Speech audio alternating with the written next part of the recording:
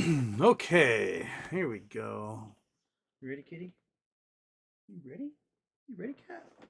Yeah. We're going live. And I just realized I forgot to put on a fancy shirt. Shoot. Almost swore. I can't do that in the first minute. Well, monkey, we're wearing a sweatshirt today. I forgot to put on my shirt. That's okay. That's okay. Sorry, everybody. I disappointed. I'm in my civvies. I forgot to put on my uniform. Oh, well, pretend like I'm on vacation right now. How about that? Right? Let's get that sucker. There we go. Okay. We got Joey all lined up there. Okay. Do I have anything to talk about, Monkey, right off the bat? Nothing's changed. I mean, there's been AMC's getting sued. I'm not sure if the lawsuit will carry weight, simply because they weren't allowed to sell more than 20% stake to someone in particular. But it might have to do with voting power, and apes have 1/100th the voting power as an AMC share. So selling more than 20% stake to Antara, making them an insider, might not necessarily violate the conditions of selling, but they do have more than 20% stake in the company now as a result. So they don't have the voting power, but they do have ownership. So we'll see how that lawsuit plays out. It's like the Allegheny Teachers Union or something that's suing over that. I am curious though. So I think that's where people are saying that it was possibly illegal. The shares that got sold to AMC, or sold by AMC to Antara. I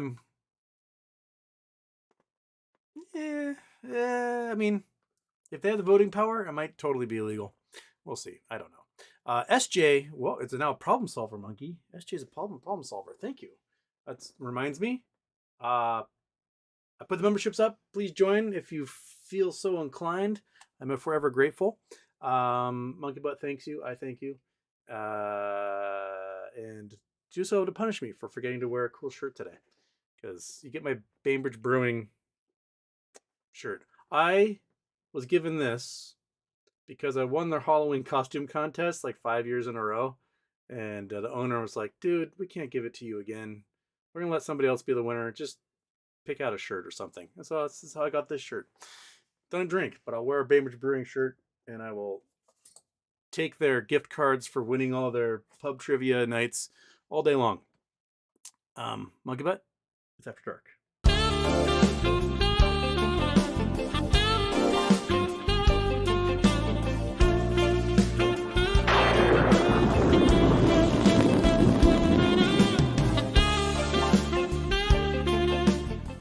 Okay, off. Yes. All right. MMTL Peach, my shorts. No cool shirt, unwatchable. Sorry. I've disappointed myself. I raced over from dinner with my family and just didn't.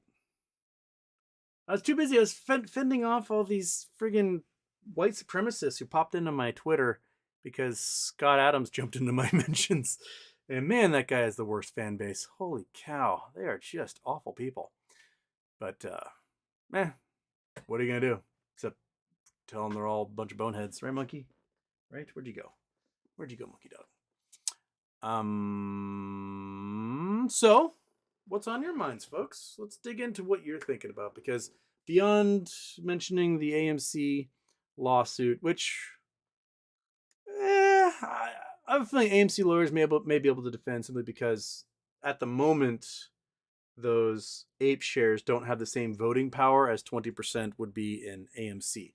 Although once they combine the two, they'll have the voting power. Okay. Jason Blackwell, Houston, if you date a girl from Switzerland, tell her you like the Swiss flag. It's a big plus. Jason? I approve of that one, actually.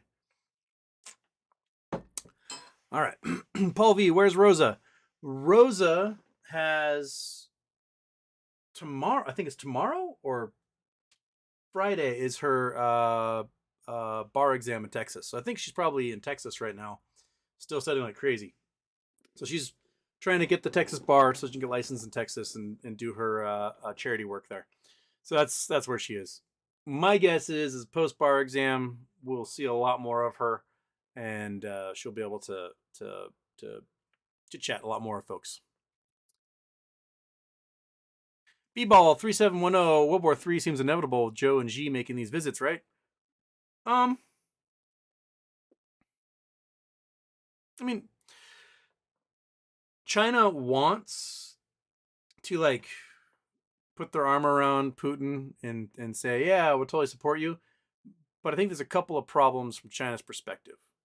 One, they may need that equipment at home because China's economy is going the absolute just dumper right now.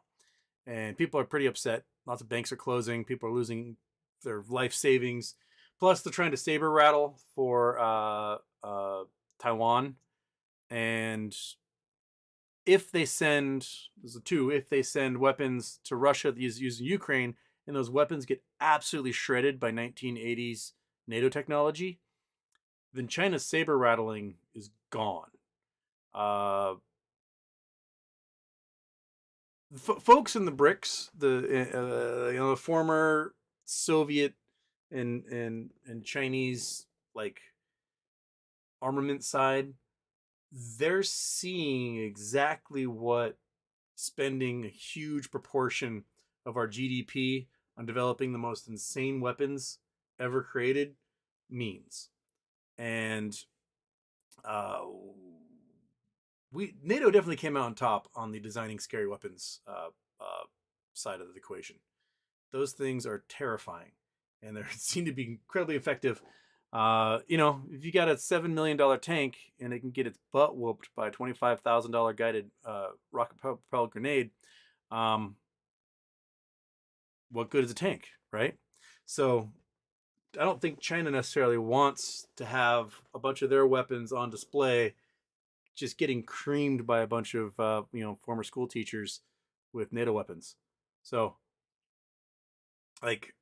plus it probably benefits China right now that Russia lose because they're getting cheap oil and they're able to encroach and get a whole bunch of influence into Siberia. So if Russia falls, China will move in there and take all the resources, and there won't be any Russian oligarchs to do anything about it. So it's probably in China's best interest that Russia lose. They'll like give Putin a pat on the back the whole time, but in the end they're like, lots of oil and gold, you say? Okay, and then they're gonna run with that.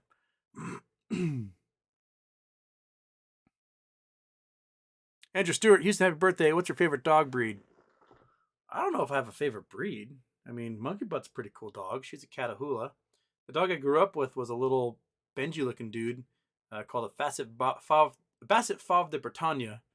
We didn't know that. I just adopted him when I was in second grade because he looked like Benji, and he was a cool little guy. I'm not a super big fan of a lot of like doodles. They seem to just be cuckoo. Some of them are neat, but I don't know.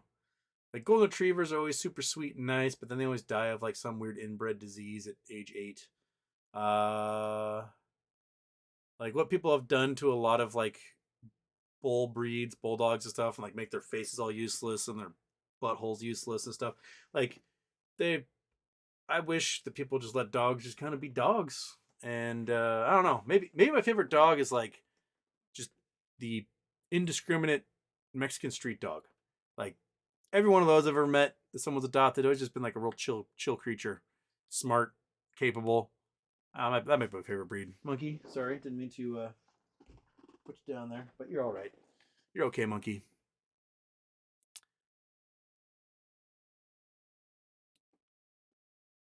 Citizen 54, thoughts on Gary Gensler's chat with David Lauer? Looks like they all drove in a Dodge. I've not seen the most recent one. The previous one, Dave didn't challenge Gary Gensler on anything, and I wish he had. I think if you're going to get Gary Gensler in front of you, you need to ask him the questions that everyone wants to ask him. Like, what are you going to do about naked shorting and manipulation of our markets? And are you going to punish these people for destroying the accounts of the average American? Like that's the stuff that he should be focused on. And are you going to petition, Congress to give law enforcement power to the SEC, to up your budget, to actually do your job regulating rather than just slapping people on the wrist? Why are you presenting the ability for all these companies that break the law to get less fines than they're getting now, which are already pathetic, right? So why is it that you're a regulator, but everything you seem to be doing isn't quite regulating anything? Ask them those questions.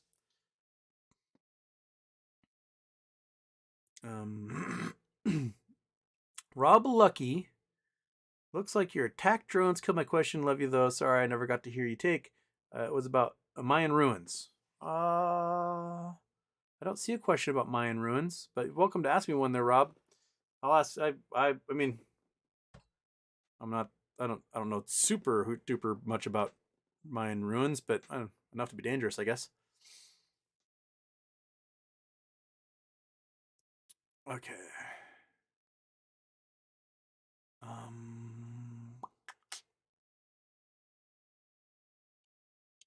Mario Valdez, do you think any stocks will squeeze before the market collapse, or will that be the catalyst for the squeeze? I mean, I don't think we'll get MOAS numbers before market collapse, unless, a judge happens to rule in Florida, forcing them to close out upwards of a couple billion shares of MMTLP. Do you guys see the accounting done on the failures to deliver for MMTLP, coming out to like 2 billion failures to deliver between MMTLP and Torch? That's a lot. That's a lot of failure to deliver.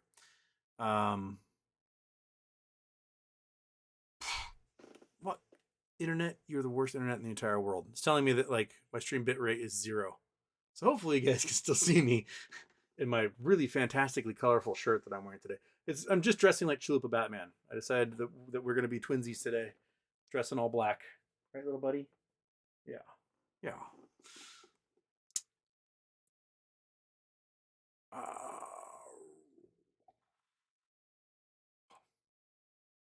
G-Phone.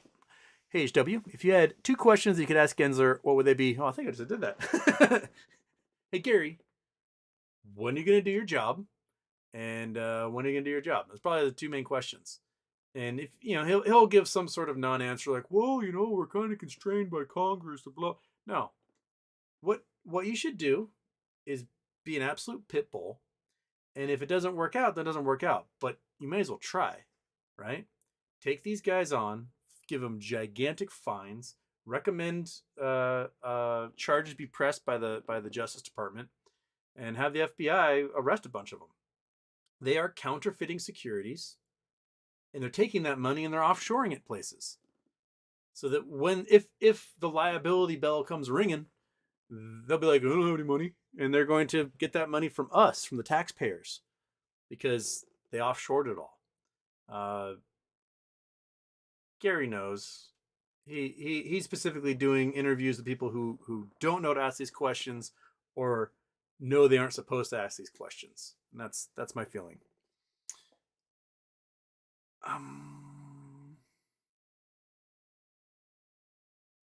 Corey Jones, what up, Houston? Can you tell me what does the SEC do on a daily basis? Sadly, I don't think much.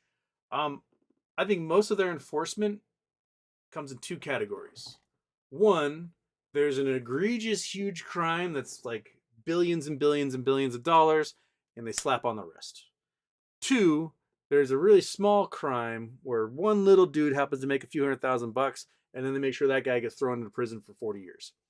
Those are the 2 crimes they focus on. They'll shove the big things under the rug and give a non-consequential, an inconsequential fine to the players, and that's it. I mean, look at the Mormon Church. The Mormon Church apparently had a $32 billion endowment fund they kept hidden for the last 26 years. $32 billion. They just got fined $5 million for it. For not reporting this $32 billion endowment fund they had for 26 years. $32 billion, fined $5 million. What is that? No.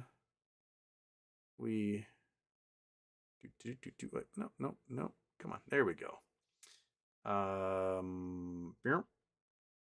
Calculator. There we go. Oh, calculator's too big. And I gotta make the calculator smaller. How to make the... Come on. You little stinky butthole. Just get the little arrows on the calculator so that I can... Well, that's now way too big. Okay, there we go. That's more like it. Okay, so 5 million divided by 32 billion. It is 1/100th of 1%. That's what they got fined for having a secret $32 billion endowment account they never reported to anybody. Those are the fines they get. It's just like, you know, HSBC selling $17 billion in securities they never had, and they got fined like $100 million for it. I mean, if I gave you $17 billion and then told you I was going to take $100 million back because you were a bad boy, you'd be like, okay. Oh no. Oh, what am I going to do? You just took $100 million out of my $17 billion that I'll never be able to spend. It's ridiculous. It's absolutely ridiculous. John Castro is a monkey butt admirer. Monkey butt. You're being admired right now. Thank you, John Castro. Thank you. Okay.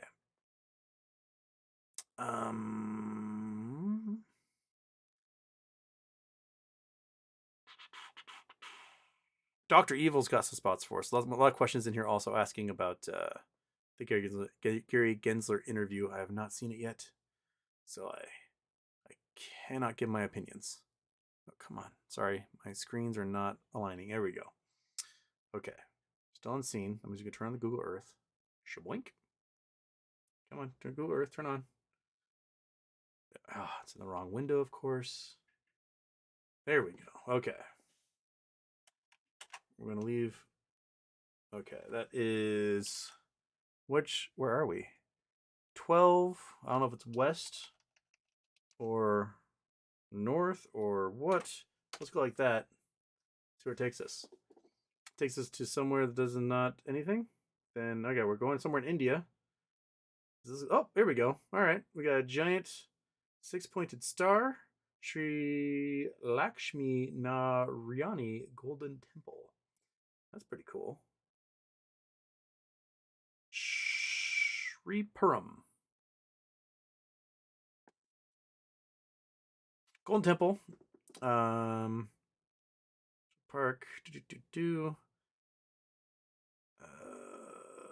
Design with gold covering, intricate work.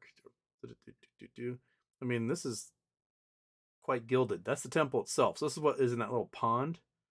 That's pretty cool. Okay. That's temple itself. Entrance, very golden. There's temple, gilded in gold. Not quite a sunny day yet, but very gold nonetheless. Let's look at it again. Back to Google Earth. So that's the gold temple. It's inside this little pond here. There's an ATM. So the ATM inside your temple. And there's this store. So you can go buy your golden temple things. And that looks like the temple itself. Or is this whole thing temple in the grounds? Distribution center. There's a theater right there. Oh, that's pretty cool. As someone who's not particularly religious, I do really like really grandly built religious things. I just like big mega projects. I think mega projects in general are just rad. What's this one? Golden Temple helipad. Oh, they have their own helipad for 3 different helicopters. So they are set up, man. They are set up. They have a guest house. They got a hospital. All right. Build your mega structures. If you're gonna, take donation money like crazy, build those mega structures. I think might as well. Right?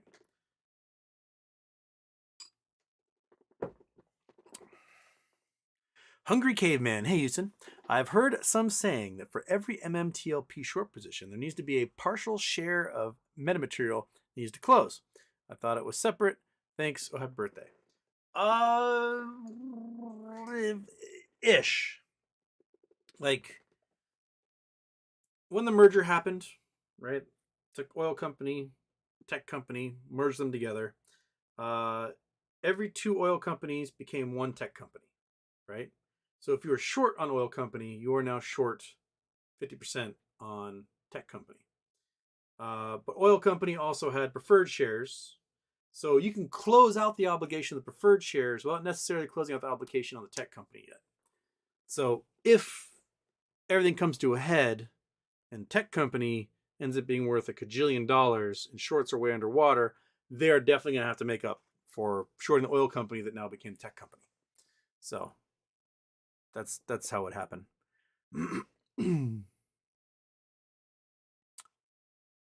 Okay. Rob Lucky, I don't see your question here, Rob Lucky. Ask your question again, but I don't think you can post links. So if you're I don't think YouTube allows non-mods or people to post links. I don't know how to make it so you guys can post links, but if it has a link in it, the YouTube gods just don't even let the question post. So you ask your question, and then I'll see if I can answer it. Lost Waves, Houston, can you say a negative thing about Volodymyr Zelensky?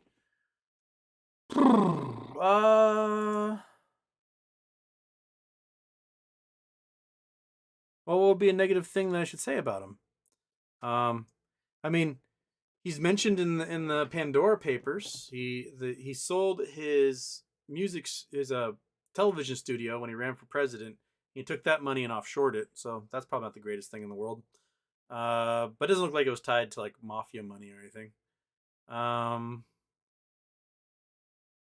don't believe in offshoring your wealth. Keep your wealth in your country so that your country can benefit from it.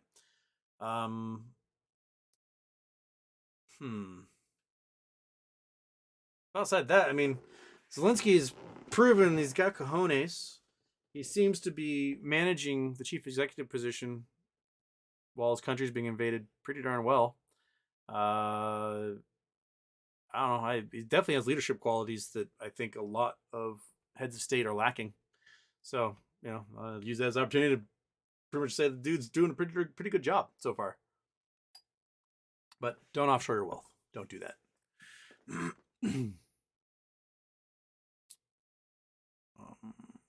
Where was that one? I just lost where it was.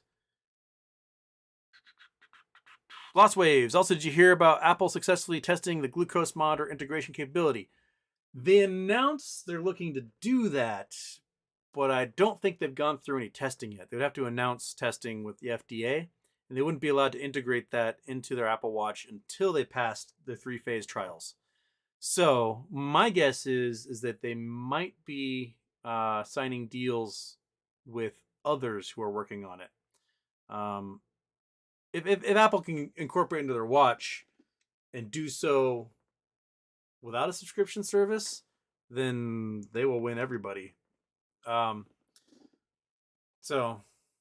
my guess is they'll probably have a subscription fee in there somewhere, because that's how you make money off this stuff. You get that sweet insurance money dollars. A lot of people were saying that it could be one company and another signing a deal. Could be all on their own. But so far, the only company that's done any testing so far is No Labs. So they're ahead of everyone else, that they have an actual device and have tested it successfully. And they got 2 more phases to go through, which might take a year or 2 to go through those phases. But you can say hey, we got this device, we're gonna put in all Apple Watches, but you have to have that thing confirmed by the FDA as a medical device before you can tell people to use it.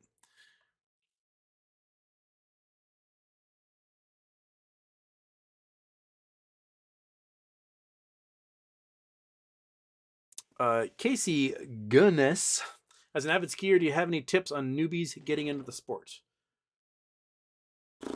I would say take a class for sure, or go with somebody who's willing to spend a couple of days teaching you.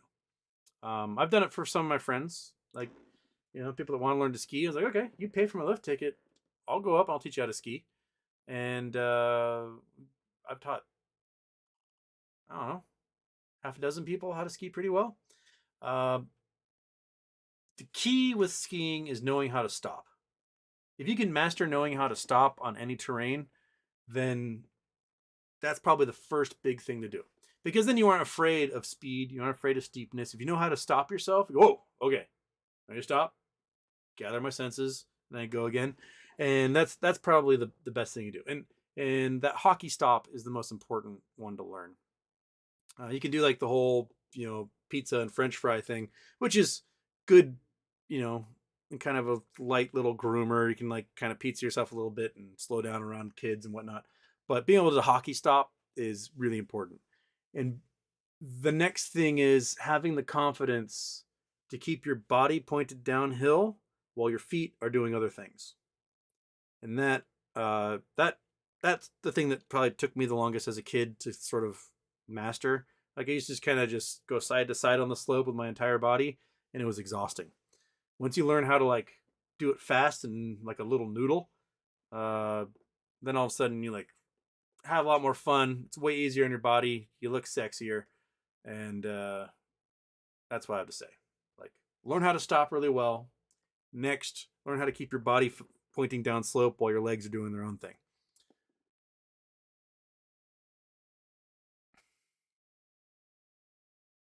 Lost waves. I heard on your birthday discovered Sasquatch near the Eye of Africa. Sasquatch would be a little hairy and a little warm, be at the Eye of Africa, personally. But, he's allowed vacations just as much as anyone else. I'll take that. Okay.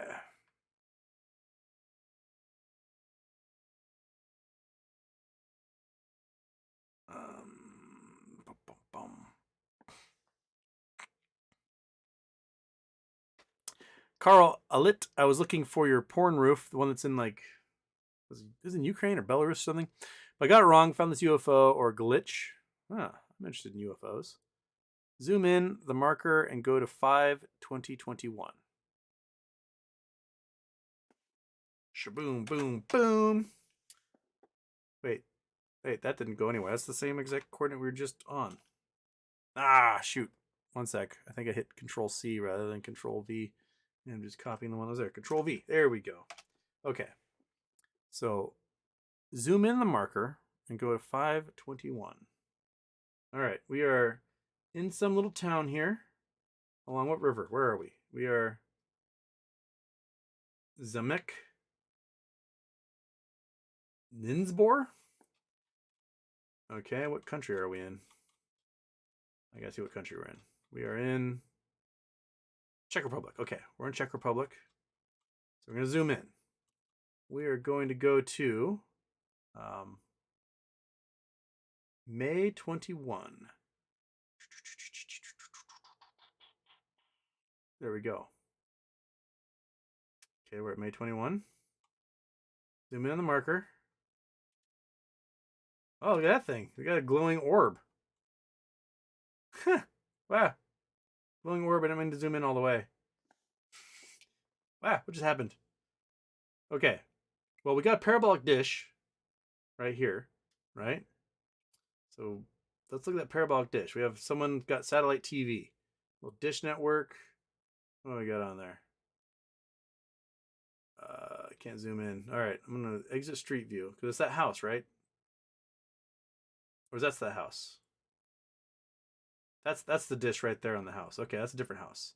It's a smaller house on the back, and there's some bleeding artifacts. You can see that there's too much light hitting this thing, and it's bleeding out across the CCD sensors. This is what happens when you look at some stars in the wrong filter. It can bleed across the photons, literally bleed across the CCD things. So I wonder if there's a mirror or something crazy that's reflecting right back at the. Okay, let me see if I can. I go here. Nope, puts me in front of this house again. That's not.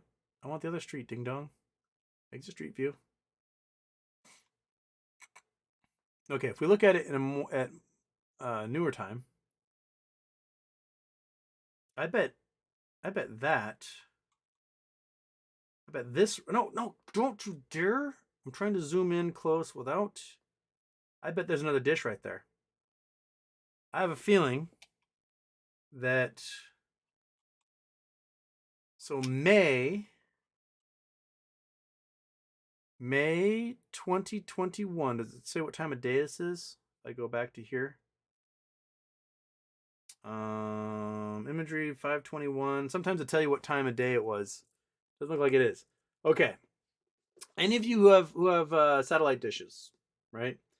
There's certain times of the year because the satellite is this geosynchronous object that's way out. So if like I zoom out, show you planet Earth here. We're gonna zoom out from Czech Republic here, all the way, all the way, all the way, all the way out, all the way out, all the way out, all the way out.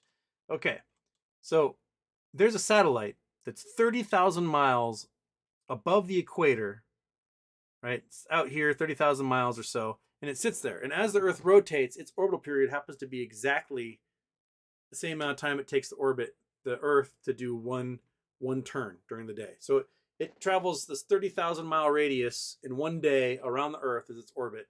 And so you point your satellite dish, low on the horizon out to this thing that's out beyond the equator. If we look at like where the equator is, which passes through here, we would be sort of, if we zoom really far out from here, we might be the satellite that's out here that's sending and receiving information for the television shows.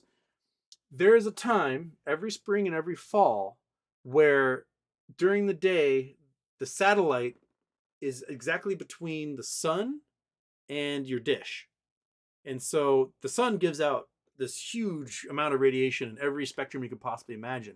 So if your dish is pointed at it, it's not going to receive a signal from the TV satellite. It's going to receive a huge amount of information from the sun, which can't be processed. This is only for a few minutes, and then the sun appears to move to the side, and you can get your television information all over again. I have the feeling, it's my hypothesis, that if we were to zoom in on this guy, that the satellite that's overhead taking a picture in May of 2021 of this house in this little town, that the satellite dish happens to be reflecting out an insane amount of radiation because it just happens to be in the exact point where the sun is right behind the satellite, and that dish is just collecting an insane amount of information. So this is May. This would be the spring. This might be the moment in that time of day where that satellite dish is receiving like everything in the universe, and so it's bleeding out as a result of just across every spectrum wavelength you can imagine. And these overhead observational satellites taking pictures, they'll take pictures in infrared and all sorts of things and then filter them out later. So my guess is it's just taking a picture of like the face of God, essentially. And that's why you're getting that. Because it's on the part of the house, like in the center of that right there, is the satellite dish. If we go back to 2022, satellite dish right there. Boink. That's where that thing's bleeding out. That'd be my guess. I mean, that'd be worth a PhD right there trying to figure that sucker out. Figure what time of day that picture was taken. It looked like it's about where that satellite dish is. So, there you go. Okay.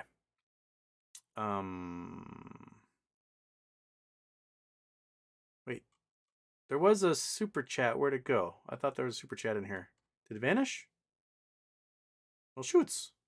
Thought there was one. Sorry if it vanished. Oh well. Oops. Okay. Lost Waves, Houston, did you hear about Super Mario nearly starving to death? He lived. Mario Kart 8. That's Jason Blackwell worthy right there. Jason, you taking notes on that? J-Dog, any idea how valuable the 1,000-pound meteorite that hit Texas this week is? I mean, if 1,000-pound will hit the ground, that will cause a boatload of damage. So obviously to hit the ground, probably exploded over Texas, be my guess.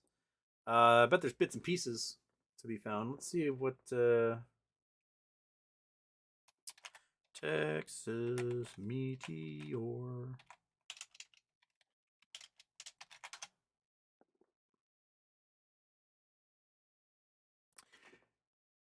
Oh, they found a chunk. Here's a little guy. Okay. Oops, you guys can't see because I didn't turn that on. Google Earth off. Google Chrome on. Google Chrome, bam. Done. Okay. Meteorite chunk found in Texas. That's a little guy. That's not 1,000 pounds. Piece of meteorite entered the atmosphere of Texas last week. It's been recovered according to American Meteor Society. How big are you? Does it say? Confirmed the meteor, which was about 2 feet wide and weighed about 1,000 pounds, hit the ground in Texas. That is not 2 feet wide. That's much smaller. That's grass, dude. It broke into several pieces. Okay, so it did explode. Okay. All right.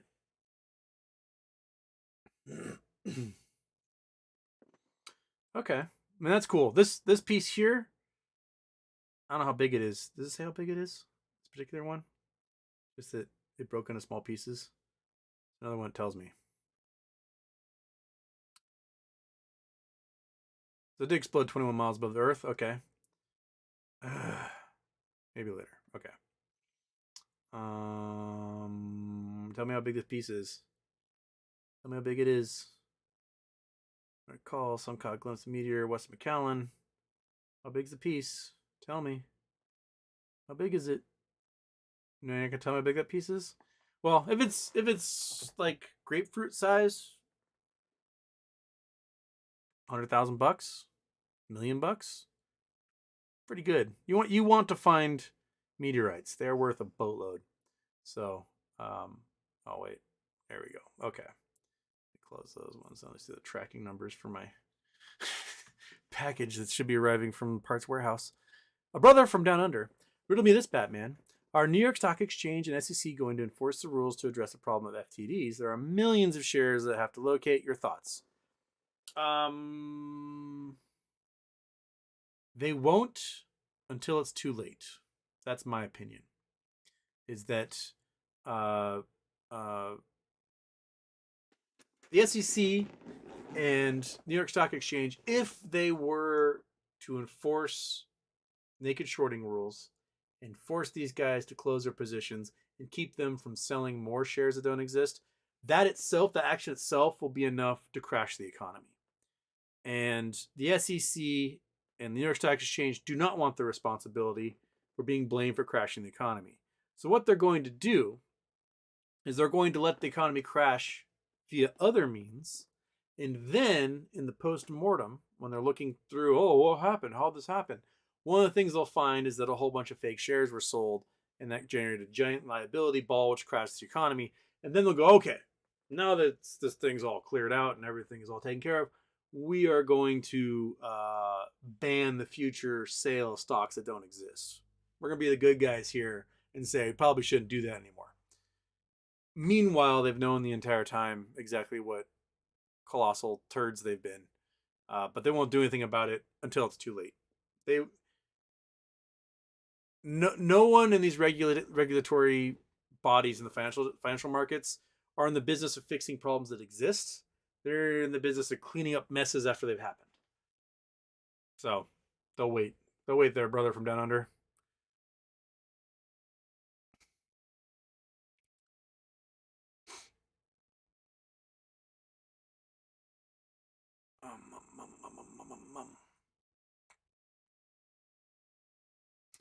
Daphne likes the sweatshirt. Could change of pace. It's easy on the eyes. It's not having like all sorts of patterns just destroying your vision. We're muted. We're muted today. It's a muted After Dark Wednesday. Shilva Batman and I just want to be just of the night together. Grape, Houston, what kind of birds are hummingbirds? Well, those are not crows, obviously. Little teeny tiny not crows. Lost Ways, Houston, what is Tatarian and why is it on old maps? Is it true some Capitol buildings predate the discovery of America? What? And what? Tatarian.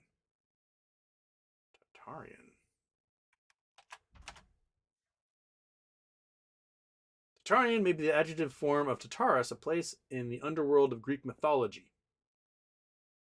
So Tatari is a historic name for much of Central and Northern Asia. Tatars, several Turkic groups. Tatar languages, disambiguation, several Turkic languages with the same name. Like the Tartars that are in Crimea, but Tatarian Empire, inside architecture's wildest conspiracy. Okay, now this has me wondering what the hell's going on. Bing. All right, let's find out together, shall we? Don't you dare. Okay, this is from Bloomberg from when? When was the date on this sucker? Oh, April 27th, 2021. Okay. On YouTube videos and Reddit boards, adherents of a bizarre conspiracy theory argue that everything you know about the history of architecture is wrong. 1908, architect Ernest Flagg completed the Singer Building in Lower Manhattan, a Beaux Arts showstopper made for the Singer Sewing Machine Company. From a wide base to a slender 27-story tower rose, topped by a mansard roof and delicate lantern spire. Every inch dripped with a sumptuous detail inside and out. Vaulted roofs, marble columns with bronze trim, window mullions with spiral fluting. The lobby was said to have a celestial radiance. A book was written about it. It's written about construction. For a year, it was the tallest building in the world at 612 feet, a celebrated landmark for decades after that. So that's the building, Singer Building. That's a pretty cool looking tower, I'll be honest.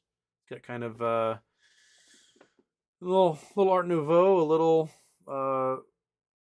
Greek Revival. Okay.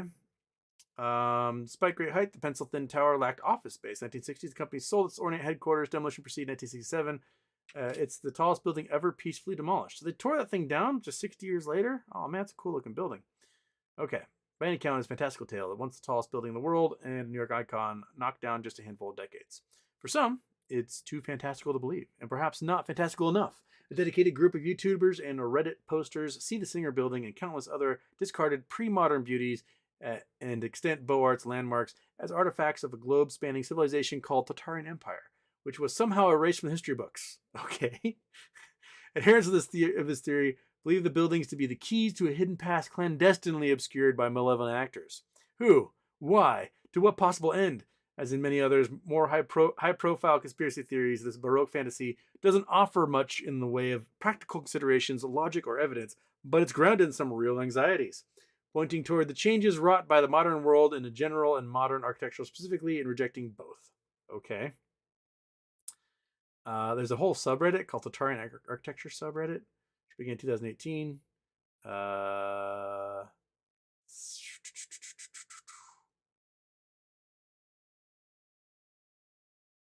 The Tartaria storyline is not directly related to the adrenochrome harvesting satanic pedophile cabal that lies at the heart of QAnon, the unfounded conspiracy theory that crashed into the real world in 2020, but it shares some of what Peter Dito, a social psychologist at the University of California, Irvine, specializes in conspiracy theories, calls QAnon cafeteria quality. There's no overarching narrative or single authorial voice interpreting events. It's just a gusher of outlandish speculation. Adherents can pick and choose which elements they want to sign on to. Okay, well, tell me what the stupid thing is. Okay, the overall premise is alternative history. A vast technologically advanced Tatarian empire emanating from North Central Asia or thereabouts either influenced or built vast cities and infrastructure all over the world. Tataria, or Tatari, though never a coherent empire, was indeed a general term for North Central Asia. Either a sudden cataclysm or steady antagonistic decline, perhaps as recently as 100 years ago, Tataria fell.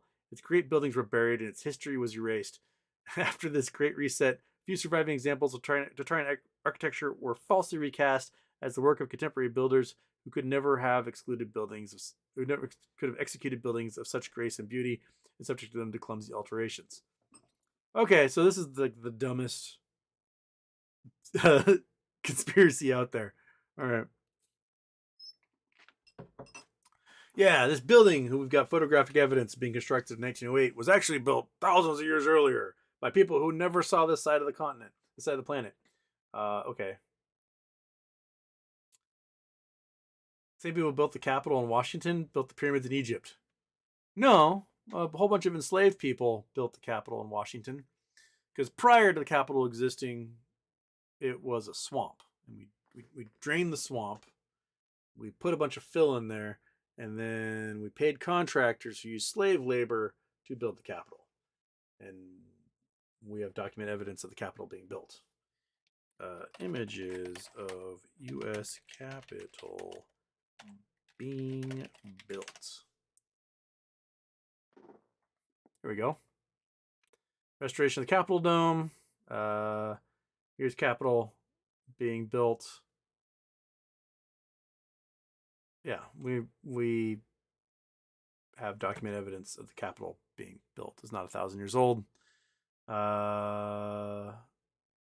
Yeah, so the Tatarian thing is goofy. Goofy as heck. TLP'd my shorts. Forgot to wish you happy birthday. Have an idea. Each Houston We Have a Problem show, pick a state in the U.S. and give your favorite geological fact about it. Start with Colorado. That's actually a pretty cool idea. We can do a little 50 states thing. And then, from there I'll branch out to other countries. We'll go from there. Okay. So show on Friday, I'll have something for you. I'll have a state, a fact about some geological thing in a state. And yeah, that's MMTLP'd my shorts. That's a good suggestion. I like it. Let's do that. Let's do that, man. Okay. I like it. Okay. Where was I? I was there we go. That's the Mario Kart one. That's the Hummingbird one. That is JR, what is the next deadline for the next bridge hydrocarbons lawsuit? We have to wait for the judge to say something. He's got to make a ruling on the motions that have been filed, and Rosa isn't allowed to amend or add any motions until he makes a ruling on the current stuff. So we wait. We wait for the judge to do his thing. And judges do their thing at their own time scale. So I don't know when he's going to make his ruling. We just kick back, relax, and either prepare to celebrate or to shake our fists angrily. And those are options.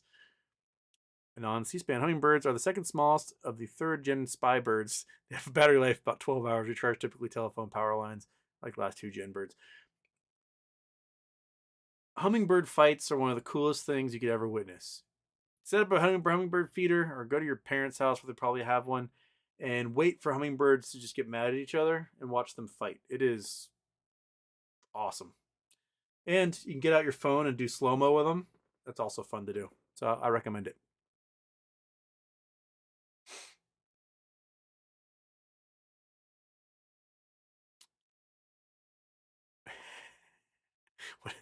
What a strange looking shirt.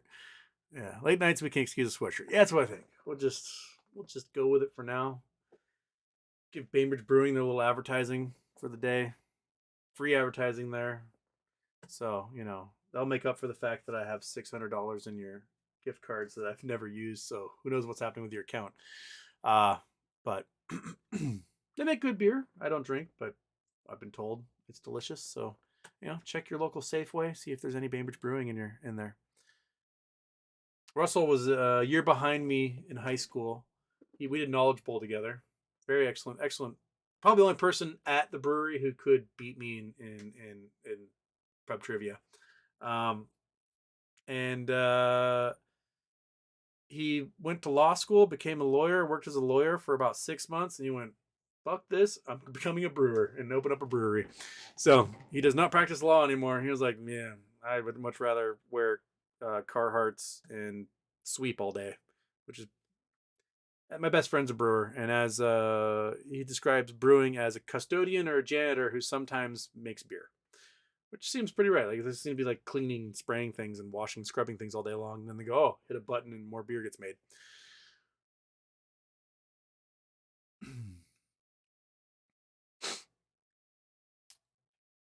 SP, my guess is that this doesn't make AMC leadership flinch because they've already found it, thought it out months and months ago. Yeah, quite possibly.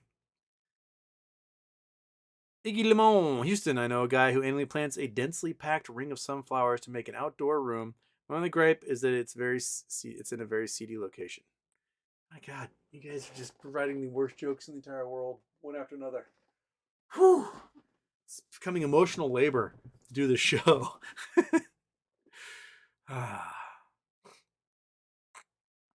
SB, though Adam Aaron did say short sellers were playing with us. Not sure what that meant, but I think it was big. Yeah. Cheshire K just saw Ant-Man. Does gravity exist in a supposed quantum world? I mean, at the quantum level, static charges are way more powerful than gravity would ever be. But they would have to ignore pretty much all of science to be able to create their quantum world. So think about it, right? You are made of atoms, and those atoms are made of electrons, protons, and neutrons arranged in a particular way so that their charges relate to each other and they're confined within their spaces. Now, there is a whole bunch of space inside an atom. You got the nucleus with the protons and neutrons, and that's a pretty dense little guy. And you got this cloud of probability where the electrons kind of fly around. You know where the electron is? It's just flying around, right? But it's like 99.999999999% nothing inside the atom.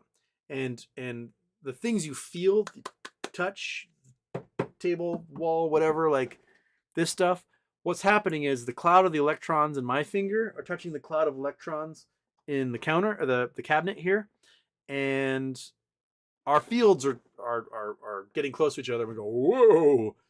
Negative charges don't like touching negative charges, and that's what keeps my hand from like passing through my other hand or through the table or the cabinet behind me. And you can squish these fundamental quantum forces that keep the electrons floating around. You can do that. Happens in electron degeneracy all the time inside of like white dwarfs.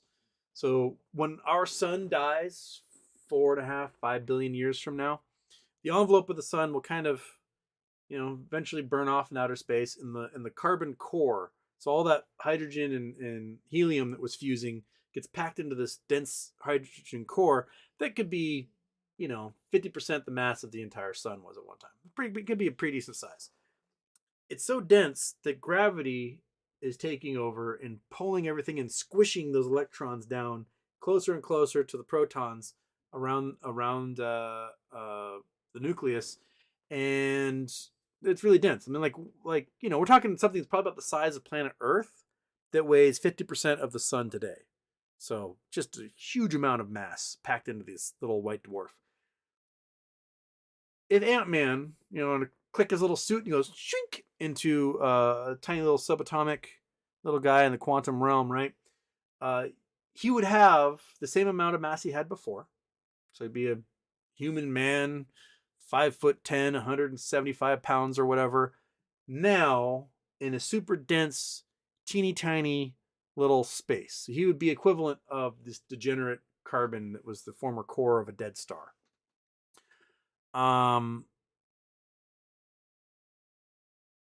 My guess is that it would cause the explosion of pretty much every compound in his body, and there'd be no more carbon chains existing. He would just be that would be a tiny little thing. And so, would gravity have any sway in that situation? I don't think that little would notice much beyond that point. Because you're goo. You're a dense little tiny subatomic, almost black hole of goo. And I think that would be the least of Ant-Man's worries at that point, was if gravity affected him or not.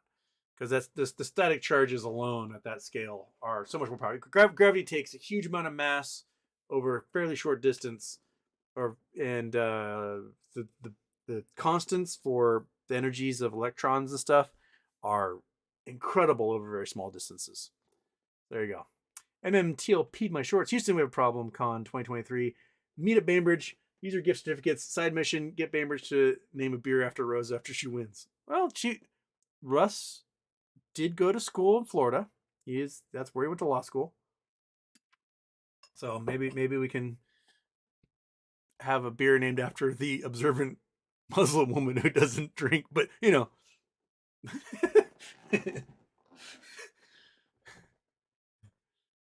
two non-drinkers taking everyone to the brewery. for Houston Con. We should do a Houston Con. Why not? I'm not going anywhere for one. But if you guys want to come to Seattle, we'll go to dinner. I don't know.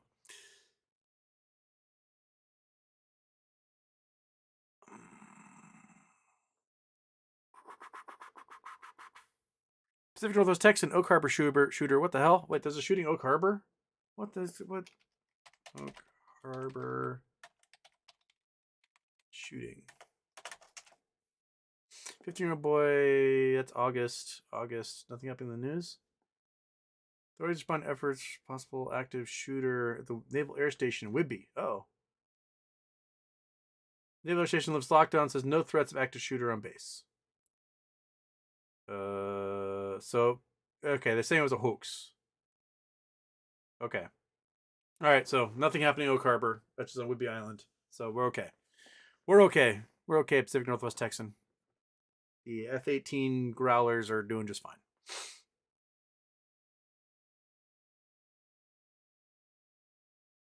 Lost Waves. Houston, can we have a Watch Pride or special episode where we watch Pick a Destiny on Amazon Prime?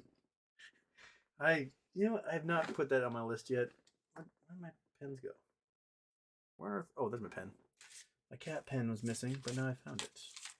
Okay, Pick of Destiny. Pick of Destiny.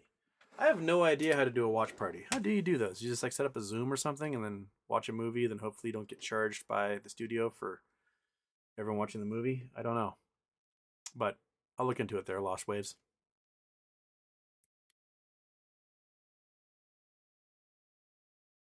Fat Nose 94, your opinion on Ants Trades TA on AMC seems like he's on point so far. I have no idea who that is, so I have no opinion. I don't really watch TA guys because I don't do TA, so I have no opinions. Sorry there, Fat Nose 94.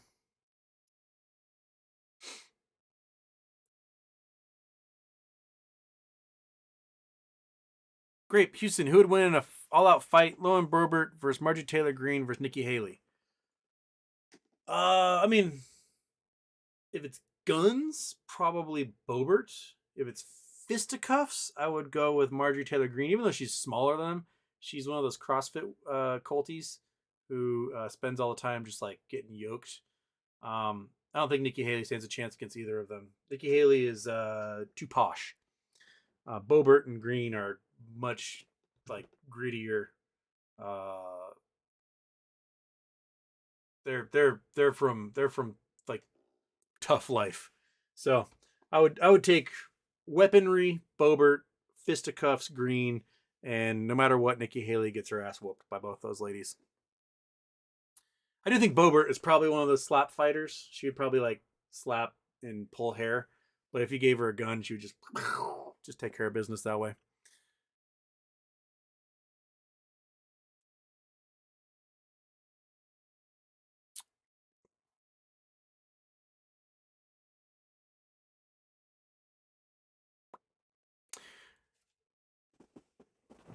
Yana Alvarez, Dave Lauer interview was a joke. All the comments were from MMTLP. Gary was ridiculous. I guess as he didn't actually ask him any MMTLP questions, did he? I just don't get, like, you have the opportunity to talk to this very important person, and then you don't ask any questions that are consequential to anything that you or your audience cares about. That's the weird stuff. That's the weird stuff. Quiet Quest. How long does Rosa Judge have to rule? It's up to him. That's their prerogative. There's no set timeline. Just rules when he rules, and that's all we know. So they can sit on it for a long time if they want. I don't know. I have no idea. He made that one ruling denying her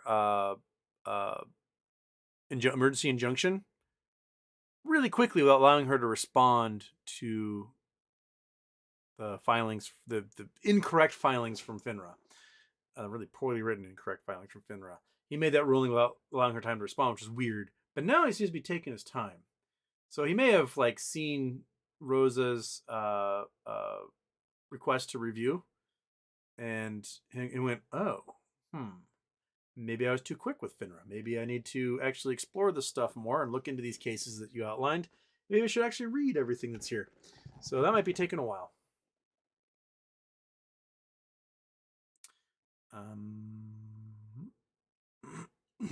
Citizen 54, Houston, can you talk about the natural resources discovered in Ukraine and how this is important for the U.S.? Is our support buying access in the future? I don't know if necessarily buying access in the future. I mean, it's definitely the reason why Russia took over Donbass was those resources. We can look it up here. Donbass natural gas. Okay. Where is it? It was like 100 and...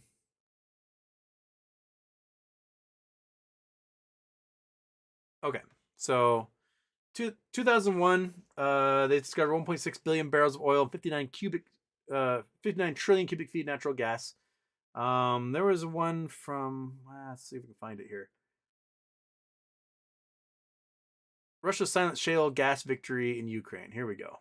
This is 2015. So this is a year after they invaded Donbass and Crimea. But let's give us numbers. Third largest shale gas reserves at 1.2 trillion cubic meters. So each cubic meter is like 28 cubic feet. So that's a lot. That's a lot of natural gas. This is all shale. This is like the stuff that's in the Oregon that Nextbridge has, but at levels that dwarf Nextbridge's natural gas.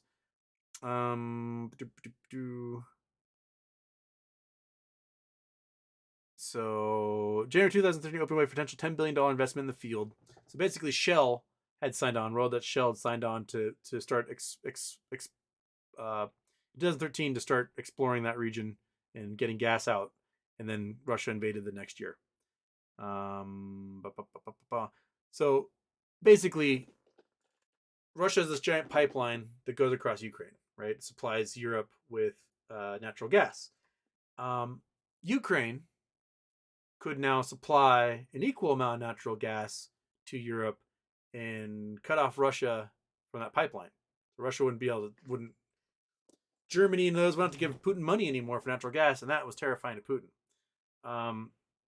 It's been said that Elon Musk's turn and his rhetoric came from the fact that Russia was like, "Hey, Elon, in Donbass we have a boatload of lithium." So, lithium Donbass. Okay. This Foreign Policy Center. Okay. This one talk about the amount of lithium in Donbass. Okay, so Ukraine's treasure trove of lithium holding 500,000 tons of lithium. And the rumor is that about that time that Elon started talking shit about Ukraine, he had a phone call with Putin.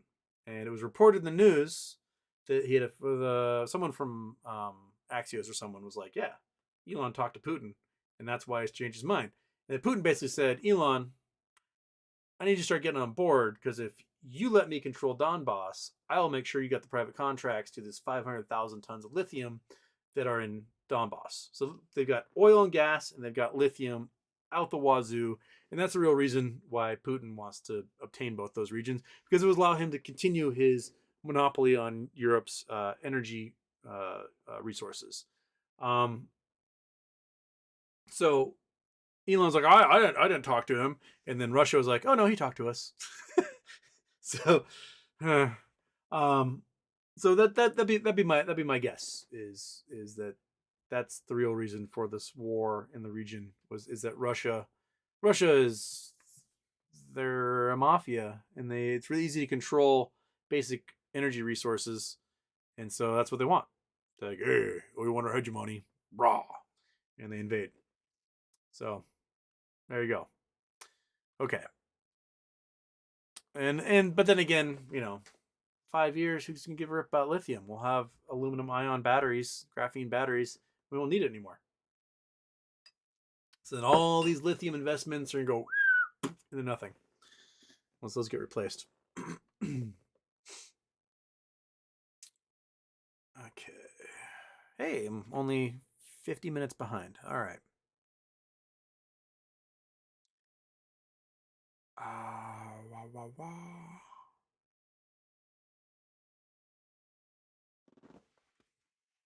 Ron Johnson, is it possible to travel at the speed of thought? And how fast is that? I mean, our brains use electrical impulses to make their that's how they work. So electrons travel at the speed electrons travel at, which is essentially the speed of light. So no, I don't think it's possible to travel at the speed of light, or speed of thought, because thought travels at light. I mean, if you send an impulse from your brain to your feet, like hey, move feet, that travels through your nervous system essentially the speed of light. So I don't think for mass to travel that speed would work very well. Yeah. Casual Houston. Who's that dude in a hoodie?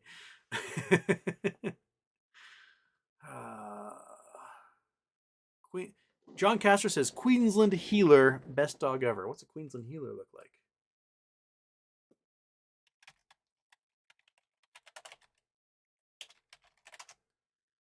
Oh, little Australian Shepherd. We call those Australian Shepherds here. Queensland Heeler.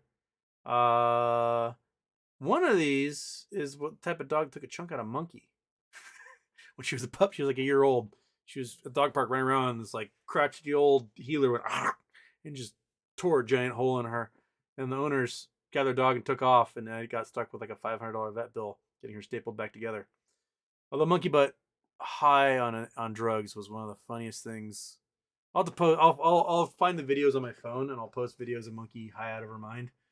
They were really funny. I wish I had recorded when she was talking. So go to the vet. And like it was this little cut. It was this little cut. It was about this big. And then by the time I got to the vet, it had opened up. Like it got all the way through all the layers of skin. It opened up and it was just like this giant thing on her side. So I took her in there and she's like, monkey's in pain, whatever. And the vet takes her back and they give her local anesthetic and they staple her together and then, put this t-shirt type thing on her. And for like 3 weeks, I went to the local thrift store, the Children's Hospital thrift store, and I bought a whole bunch of toddler dresses with like Elsa and Dora the Explorer and stuff on them. And Monkey just wore dresses everywhere to like keep the bandages on. She looked adorable. Anyway, but the vet comes out. She's like, okay, Monkey butt's fine. We didn't have to put her under. We gave her some local anesthetic, but there's a very specific side effect that happens in about 10 hours. So about 2 a.m. tonight, she's going to start talking to you. She's going to have a full-on conversation for maybe 30 to 60 minutes and then go back to sleep.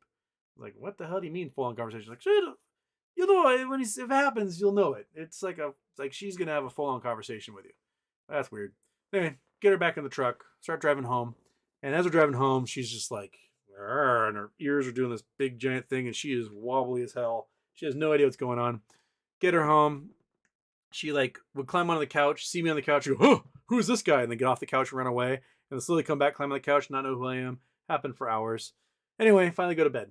And about 2 a.m., I wake up to this like tapping on my chest and I look up and there's this monkey staring at me and her ears are like dangling down. And she starts going, mama, mama, mama, mama, mama, mama, mama, mama, mama, mama, mama, mama, mama, mama, mama. And she is talking at me in the strangest, weirdest dog language I didn't know existed. And it sounded almost human, that I finally understood exactly what that vet meant, that she was going to have a conversation with me. For like the next 30 minutes, she just stood there talking at me as if she was imitating a human. Like how baby babble is kind of impersonating human talk, right? Like that's what Monkey Butt was doing for like 30 minutes. And then she was like, good talk, curled up, went back to sleep. It was weird. And you were hilarious, little dog. Absolutely hilarious. Yeah, you, come here. Come here. We're talking about you. might as well, since, it's such a conversation. And you've got, Chef Yuko did give you just a boatload of chicken today, but, that's all right. And you got a satsuma. You love those satsumas. Come on, come get it. Get it, get it, get it, get it. Ah, there you go. Chew that one up. What gets the treats? Costco, baby. Costco. I'm gonna put this one up here first. Okay. Come on, come and get it. Come get it. Yep. Come get it. Come get it. Come get it. You can get it. It's right here. Right here. Come on. Get it, monkey. Get it. Get it, monkey. Come on. Come on. You can do it. Oh, it's so close. Come on. You can do it. Oh, come on. There you go. Oh, good reach. All right. Okay.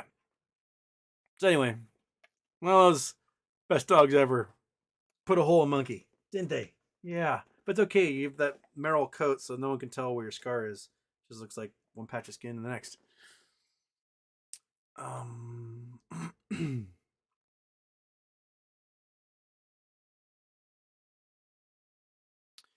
Okay.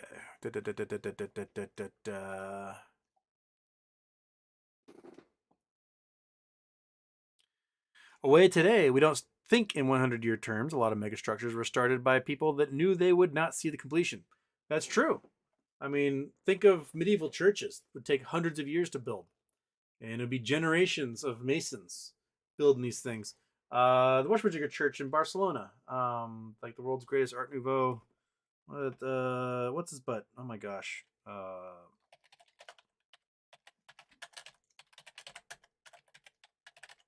is my brain not coming up with the name for that? Sagrada Familia. Yes. Yes. This sucker. Oh, you can't see what I'm doing. This guy.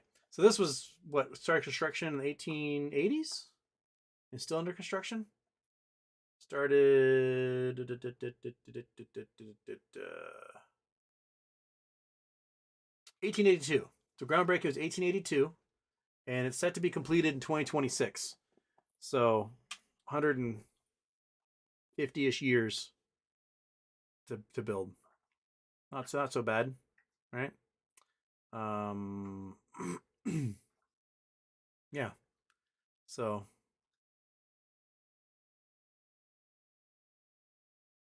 Gaudi, that was the architect. So yeah, so it's got its time, right? It's pretty incredible to think about that something that was designed by a man in the 1880s was expected 146-year construction, 144-year construction. It's wild, absolutely wild to think about.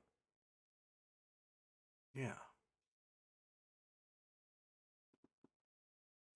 Just mind-boggling. I mean, that was the way with Crazy Horse in South Dakota. Like, the original designer of Crazy Horse did not expect to live to see its completion, and his family's carried it on. And it'll take 100 years to finish Crazy Horse at the rate that they can do it, because they don't have like federal government backing dollars. They're basically just donations from people. Yeah.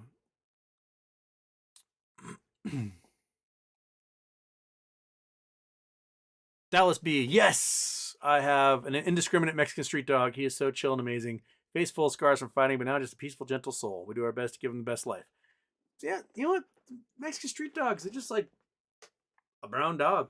And all of them are really cool. Oh, yeah, you're like a designer. You were designed by French people and Native Americans, I know. But they just like chill.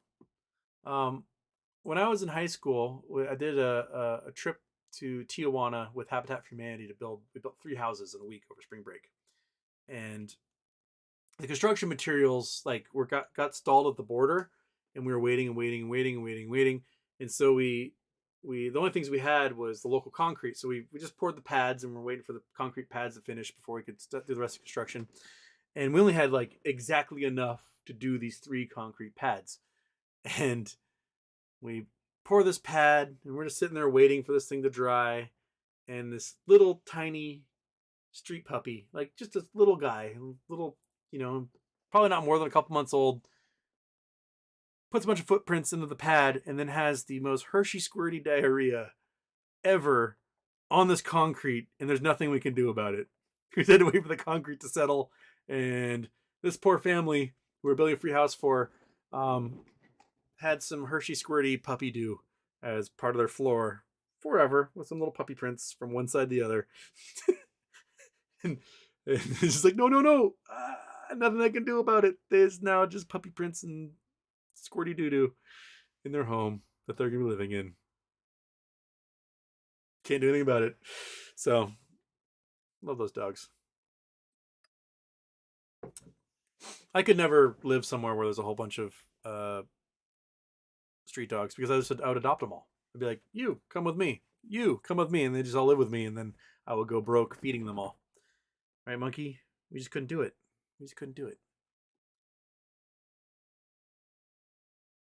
Mexican Silverback, Houston. Despite the fines being laughable, is Gary Gensler allowed to use that cash? SEC is always complaining about funding. That cash could pay for personnel, hookers, and coke. I mean, it is part of the funding source the SEC has, is those fines. It goes back to them. They give a chunk to whoever the whistleblower was. They get an appreciable percentage of it, and then it goes into the SEC. Like, if the SEC was complaining about not having enough funding, they can easily increase the fines and self-fund a lot more. Gary, why don't you do that? I do think that the fines should be for more than the crime.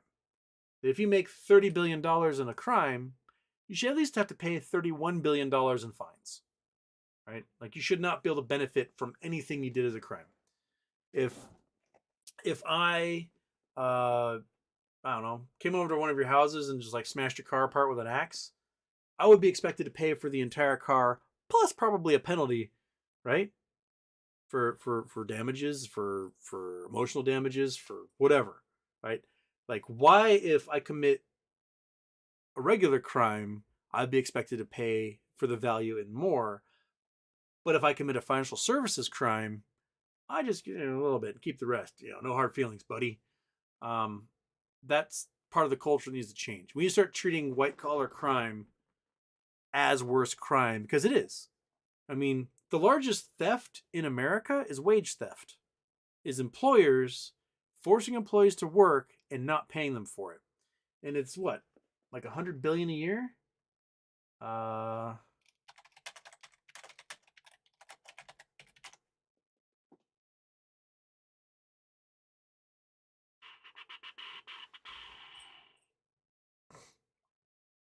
$9 billion. This is more than I thought. $9.27 billion, 2019.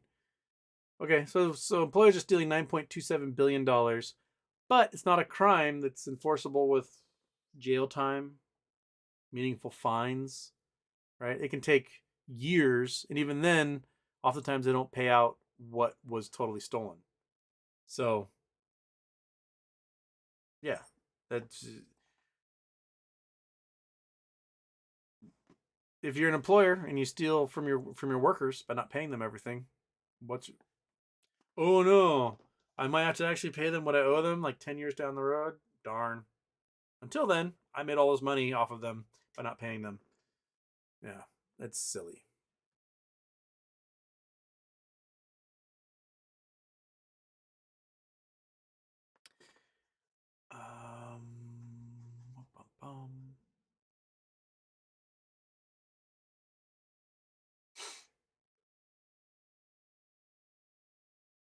Mark Maddox, you were going to explain the turbocabulator YouTube video. The turbo encapulator. Those videos are hilarious.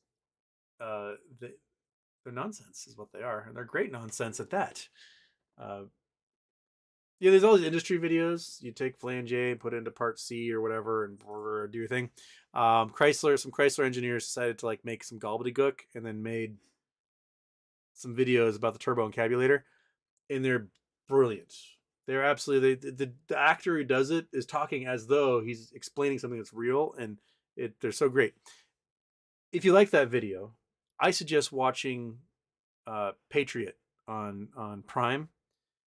Probably one of the greatest TV shows I've ever seen. It is absolutely amazing. It is like if Wes Anderson made the Bourne movies. It is hilarious, and it's about this spy who has to go as a undercover, and he's got to pretend he's an engineer who is going to this conference in like Luxembourg or whatever. And the things he has to memorize about pipe fittings is total nonsense, and it is a complete homage to the Turbo Encabulator videos, and it's brilliant. Watch Patriots. Only 2 seasons. I wish there was more. It is some of the most beautiful filming, some of the heaviest laughs I've ever had watching anything. Just a great show that sadly got canceled because no one was watching it. And you all should have been watching it because it's just that good. It is that good. Okay. All right.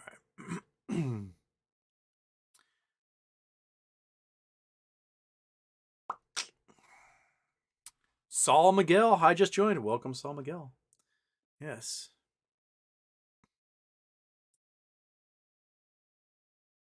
Miss Missy, ski tip. Go first time with decent powder after a light snow, not when it's icy or too warm slush. Yeah, it's easier to go when it's cold outside. And your skis, make sure you get your rentals and make sure they tune them right. And another point of advice, if at the rental place, if they ask you how good you are, always tell them you're the best skier you've ever known in the entire world. Because what they do is they'll give you better equipment and they'll make sure that it's tuned properly. I can't remember, it's a couple of times I'd take someone skiing, they'd rent some equipment, and they'd tell them, like, oh, I'm a beginner, I don't know what I'm doing. And they would set the din setting so low that just taking a turn would eject them from their skis. And I had to, like, crank the din setting up because it's got a 200-pound man learning how to ski. You can't have the din setting set at the point that they can just pop right out of their ski bindings. So, and they'll give you crap equipment. If you tell them, like, oh, I'm the best, I've been skiing professionally, I just happened to be at this mountain today, they'll give you really good stuff. It's always nicer to ski on good equipment than is bad equipment.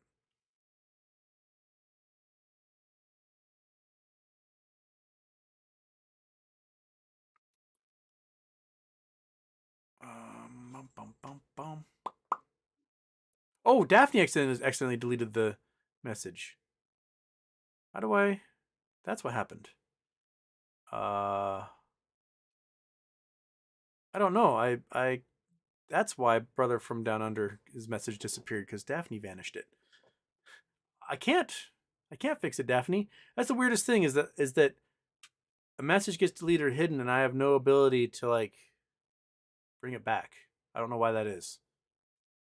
I don't know. Maybe I should complain to YouTube and say, hey, can I have the power to undelete something? Meow meow. If you screenshot the live chat and zoom in, you can clearly see Daphne is hot. Daphne's got her admirers. She's an excellent artist too, there, meow meow. She does fantastic landscapes. Absolutely fantastic landscapes. B-Ball 3710, thoughts on oil prices next 6 months, 2 to 3 years.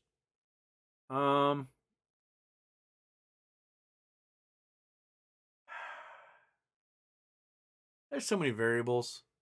Like, if we go into World War, oil prices are going to fly. That's just what happens because, risk, right? If we get a direct hit to like some Gulf oil offshore rigs, prices go up. But if the economy falls through the floor and we actually have another global financial crisis, oil prices will fall right with them. Demand plummets. And we'll be looking at like $1.25 for gasoline again. So I guess it all depends upon, will Russia be dumb enough to bring Belarus into this thing? Is China dumb enough to join them? And does the plunge protection team stop doing their job and allow the market correction to happen? Those are all the factors that will come into play as for oil prices. Plus, if shorts run out of things to short, they'll turn to commodities next. They'll short the hell out of oil and do the manipulation to drop the prices of that so they can make a fortune off of it. Oil is one of the most manipulated commodities out there. They love to move it around and just screw with the whole market.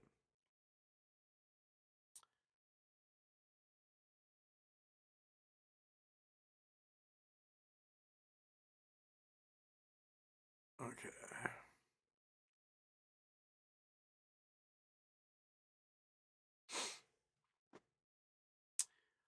Javi A.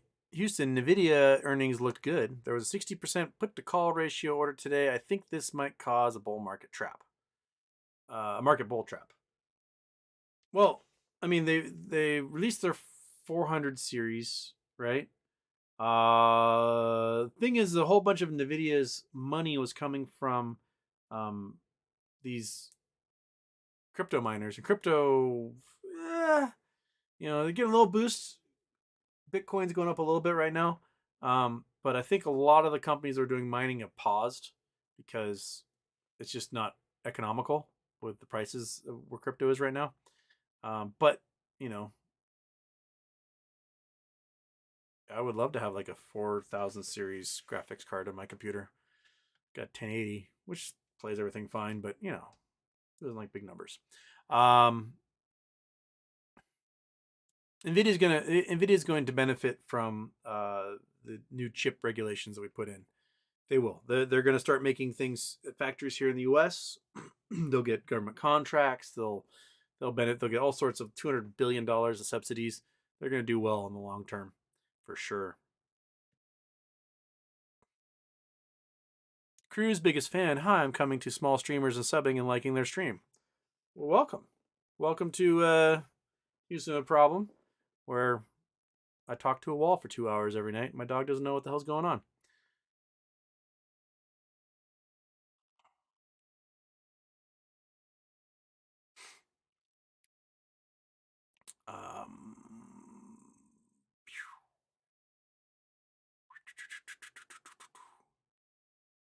Brother from down under, it's all good. It's Australian money.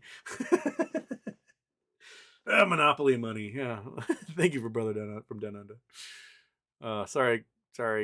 Slippery phones make for oopsie boopsies.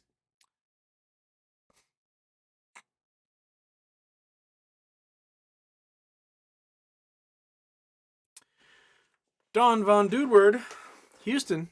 I want to move to Austria to Karen T. Buy a property, rent out apartments near Osage. Have you been there? A bit nervous since I will sell and move to a different country. Any tips? Where is Karen T? Let's look on the Google Earth here. I don't know if I've been there or not because it's been 20 years since I lived in Austria. Okay, I gotta turn that off. Go back to 2020, whatever. And Karen, where is it? Karen T, Austria, bing. Where are we going? Oh, Corinthia. That's what we call it. I've not been to Corinthia. It's a nice place in the foothills here. Lovely farmland. I may have driven through here, but I don't think I spent any time here. Where I lived was Kufstein, way over here at the north part of the Alps. We played baseball teams all over the country. Played teams in Innsbruck. We went to Vienna. Played some teams in and around Vienna. Played a whole bunch in Germany, a whole bunch in Italy, and then I hurt my arm and had to come home. So I didn't get to play all the different like almost every city in Austria had a baseball team, and we would have made it to like all of them, but I hurt my arm and had to come back and get surgery. But no, I've not been this far. It looks like a lovely like lakes portion of the country. What's this town? Klagenfurt, Wörthersee, Village Treffen. Some cool valleys in here. It's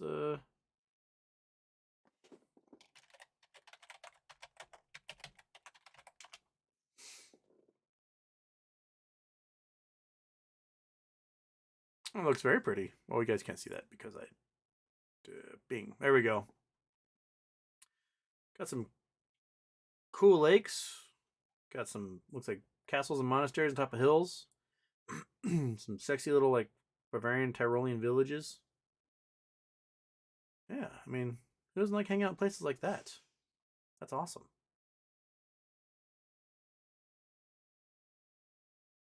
Yeah, it's like Switzerland but cheaper. So, yeah, why not? So, was it that sell, move to different country? Any tips? I mean, picking up and moving is a lot. The times I've done it was when I was like poor and young and didn't have much belongings, so it was much easier to pick up and move. Did it to San Diego, I did it to Oregon, did it to Hawaii, did it to Austria. Um, Here's what I say, and this has worked out for me when I moved to places. Austria's a little different because I had a home set up and I had like a group of people that were sort of forced to be my friends because we're on the baseball team together. But when I moved to other places like San Diego or Hawaii, I moved into a youth hostel while I looked for a place to live and like house hunted and stuff. And what I ended up finding was people who were just like me. They were moving to this new place and looking for a place to live, and having that in common, like being the type of person to like move my life across the world, and meeting people who are the type of person to move their life across the world, have become some of my greatest lifelong friends. I've traveled all over the world with these people. Um, they're some of my best friends in the entire world, and it's because we had that in common. Of like, you know what, fuck it, let's go somewhere. Uh, they're fantastic, and so maybe, dude, word is maybe you have property picked out, maybe you don't, but go hang out in a youth hostel somewhere down there, meet some rad folks who might be doing the same thing, and see just like what kind of cool friends you make, and sort of you can create like your own little community right there. Um, it's a great way to get initiated. You have some people to travel with and check things out, and yeah, so that's one of the tips I would give.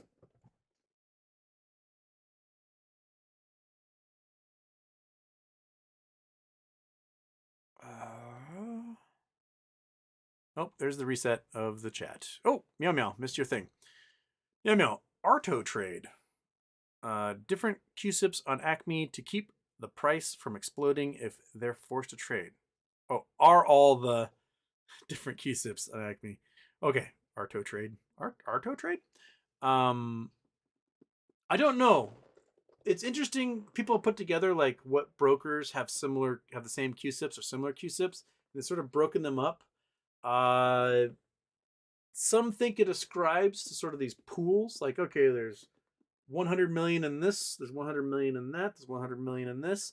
Um, I think it might be more related to who the prime brokers are or who processes trades. Like the ones that do Apex seem to have a lot of similar QSIP numbers. Um, it is curious though. It is strange. Like, why are these brokerages that aren't necessarily related to each other? Why do they have the same QSIP number? Right? Like these are different companies. They have similar parent companies. Why do they choose to have these totally random numbers be exactly the same? It's very, very, very weird. So I don't know. It does lend to the conspiratorial mind of like something's up, right? Like it doesn't seem like these different brokers would all have the same number without, you know, something conspiring in there, right? Right, meow meow. Right. Okay. Uh, I am so far behind in the chat. Okay, that's Nvidia earnings one. That is okay. That's where we are. All right.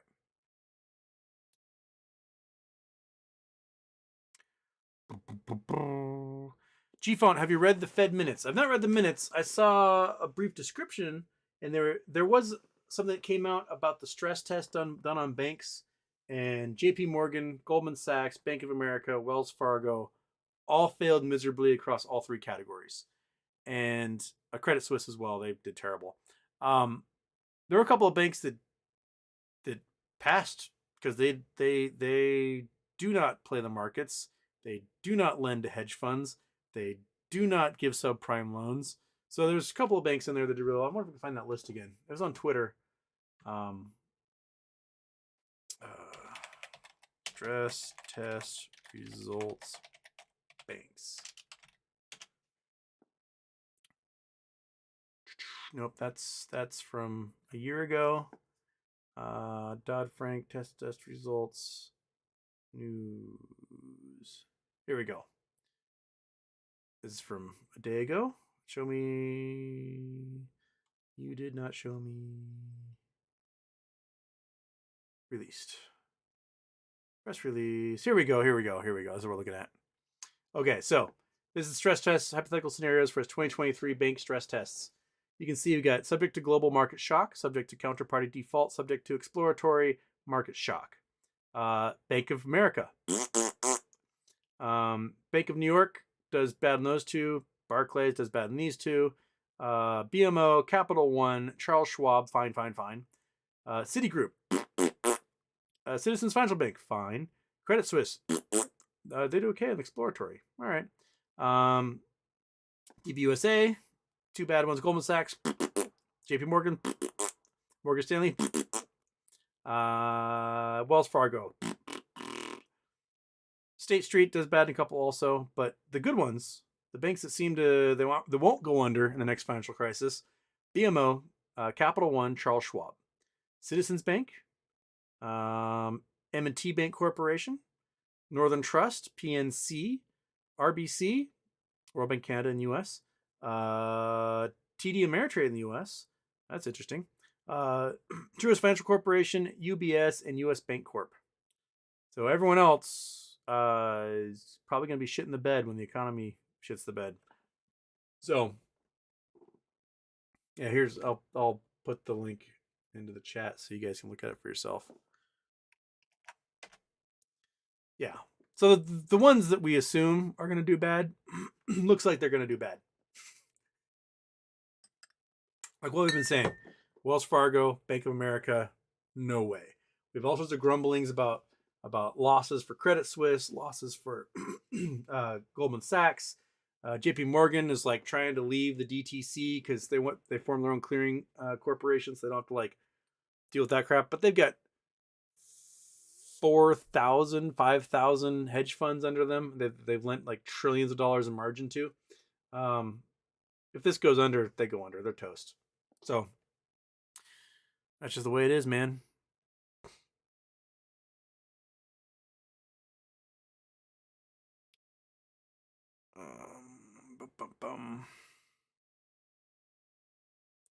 Oh, where's Baldo? Yeah, they won't let you post links in the chat for some reason. I don't know why. But people can't post links in chat except for me, and I think mods can as well.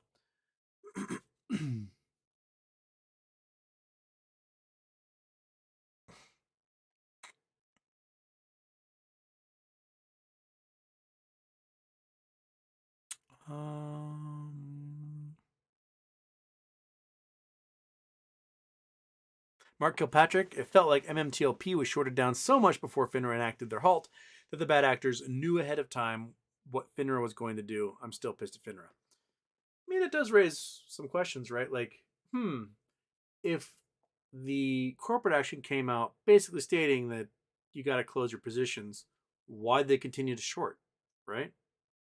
Why were they allowed to continue to short? Why the brokers go, oh, keep selling all this shit? There's no reason for that.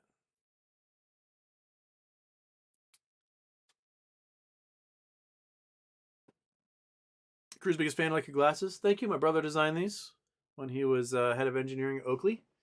Well, he didn't specifically design them. He was part of the program, part of the team that designed them. These are the metal plate signature series Ducati glasses, and they're broken.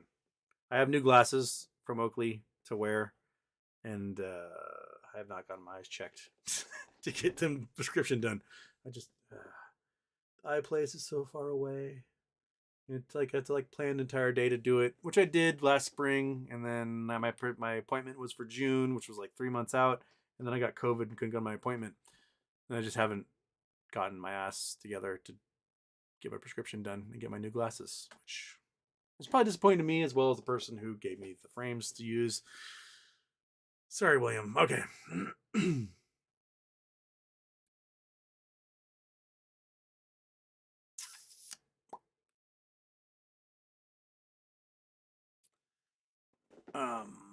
boom, boom, boom.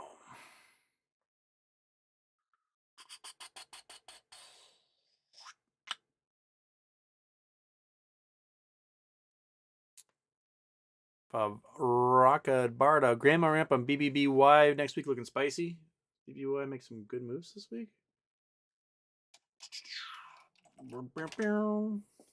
I mean, it's not doing shit right now. Maybe down to $1.52. So, I mean, price is real low, especially if they do something crazy. If we have another spike that goes like $5 and you've got call options, you're doing $400 per call. That's not too bad. So if there is a gamma ramp next week, you might do well. Right now, they're getting hit hard. Getting hit hard.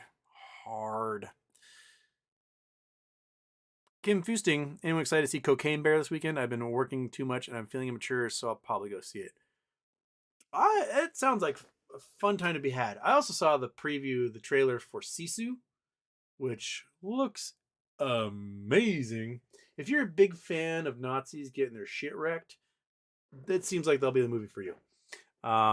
It looks very much like they took Fury Road, they placed it up in Lapland in northern Finland, and they made it cold, and Nazis the bad guys, and they just blew shit up. It looks really good. It looks pretty amazing. That comes out April 28th or something. I'm excited for that.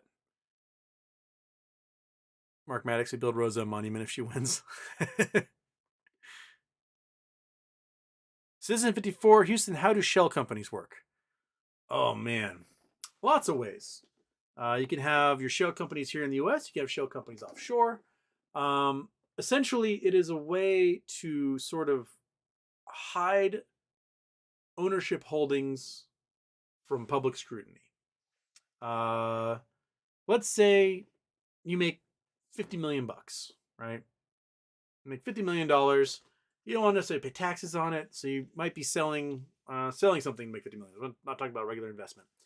So you would form a company. Might be a Delaware company, South Dakota, Wyoming, somewhere that has privacy laws about revealing ownership of companies. And you form this private company in like Delaware. And then you might go to like the Caymans and form another company. So this company in Delaware owns a company in the Caymans. And that company in the Caymans might have the assets that you use to sell and make $50 million. So then the money goes to the Caymans. It's owned by a Delaware company through you as a U.S. citizen, but it's unreportable because it's in the Caymans and you don't have to pay any taxes or whatever. You're skirting all sorts of tax laws. You can take a bunch of money, go to the Caymans, go to the British Virgin Islands, go to Aruba, go to Cyprus, go to Singapore, go to the Seychelles, any of those other banking havens around UK, and you can open up brokerage accounts and do your trading offshore, right? It's now a company that owns a brokerage account. It's doing the trading. It's trading in the U.S. markets. It's trading wherever else. And you are in a tax haven, so you don't have to pay taxes on what you trade. And the U.S. government goes, oh, I don't know, they're offshore. You can make shell companies with shell companies with shell companies with shell companies and make it almost impossible to figure out who owns certain things. You'll find rich guys, they might, they're like, maybe they got sued and they owe like $10 gajillion for a lawsuit. They'll take their entire wealth and stick it in some banks in like Belize and British Virgin Islands and whatnot, and make it offshore so that U.S. laws, someone writes something that says, the court says, oh, bank in Belize, you owe us this money because it was in a U.S. court case. Belize is like, fuck you.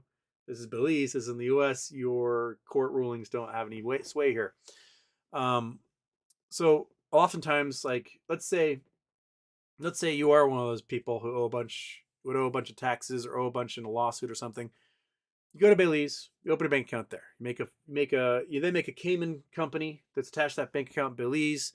That Cayman company now owns another company in the British Virgin Islands. That British Virgin Islands company owns a company in Cyprus. That Cyprus company owns a company in the Seychelles. Seychelles owns a company in the Bahamas. And that Bahamas company happens to own a house here in Seattle, Washington that you live in, right? So if anyone tries to trace back ownership of that house, they're going to get shell company after shell company after shell company, all in these offshore places, and they won't be able to figure out who the actual individual is who owns the house you live in. You can just say, I just rent, man. It's not my house. And there's nothing anybody can ever do about that, right? Maybe you rent it for $1 a year from yourself, right? Because you have all these shell companies.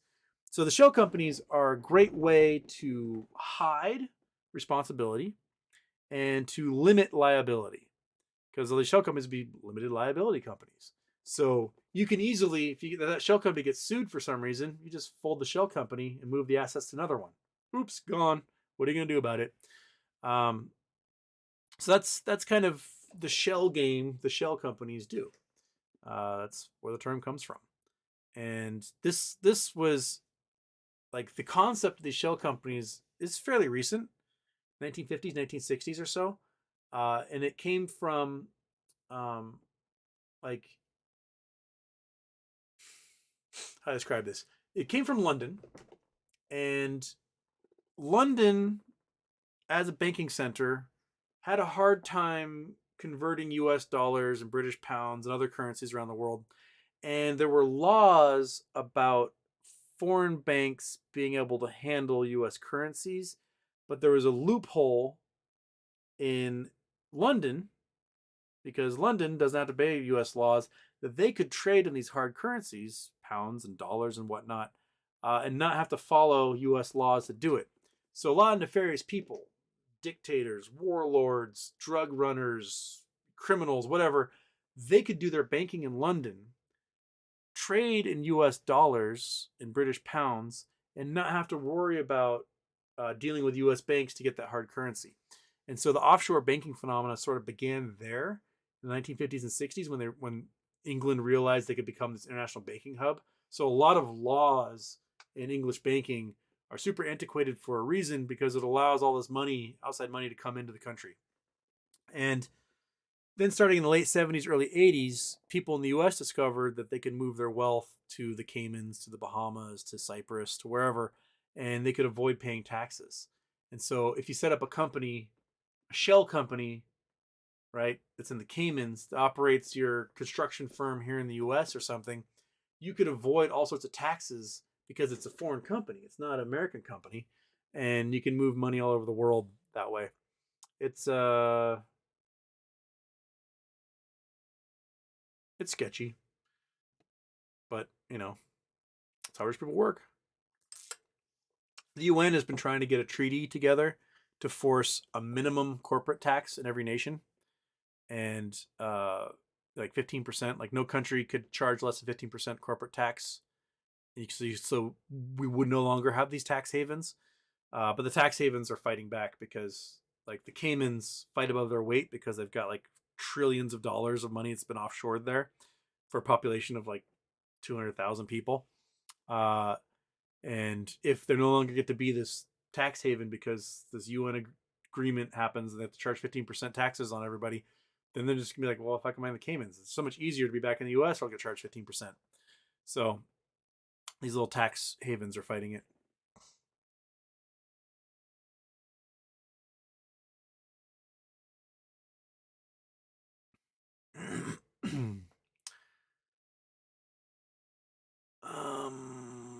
Eric, if no solution soon, 65,000 investors have this huge loss to report on their 2022 taxes, as opposed to a gain in 2023, where everybody does not know how to file their taxes. Not only that, but there's folks that day traded this stock. They day traded MMTLP, right? They bought it at $1, sold it at 10, bought it back at 3, went to go sell it again and couldn't. And now they owe taxes on, say, $30,000 in profit that they made when they bought it at $1 and sold it $10, right? So those folks owe taxes and have no way to pay it, because all their money is tied up in a stock that's no longer trading. which is, kind of bullshit if you ask me. Let them close their positions, right? They had every intention to close their positions, and they couldn't.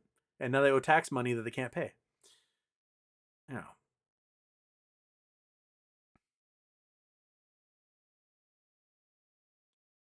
Okay, I got about 7 minutes here, and I am 40 minutes behind the chat. I doubt I can catch up in 7 minutes.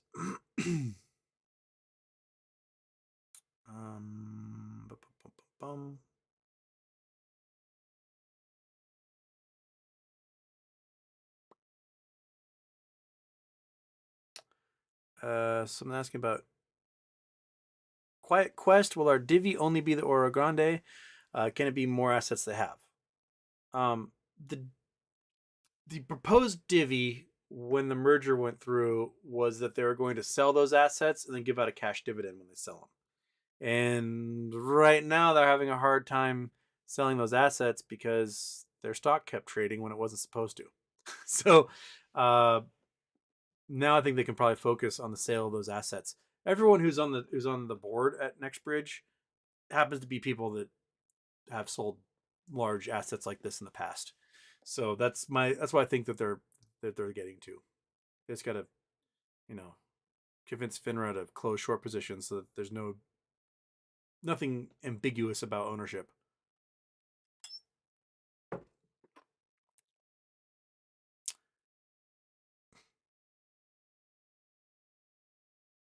Jake King, Houston, good morning to you and your guests. Do you find it interesting there are various entities trying to stop the AMC vote?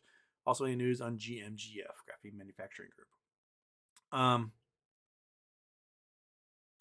I do think it's really interesting how strong the no votes have come on AMC. I voted yes, simply because I think it's the best way I can get out and not have to worry about it anymore. Because I probably will get out of AMC. I don't see it going crazy after this reverse split thing. Not with dumping another 100 million or more shares into the market and having a whole bunch of shorts that have the ability to dump shares. I think it'll just get hammered right back down again. But I'm curious about it. Any news on GMGF? Not GMGF explicitly, but the first commercial graphene batteries are making their way to market now. We talked about this the other day. Cat Power Tools, the guys that make Caterpillar, stuff like that, they are using graphene batteries and not lithium batteries now, which means they're thermally stable. Their lifespan is longer, and they hold more energy. They hold like 3 times more energy, so they last longer per charge, and they take a third the charging time.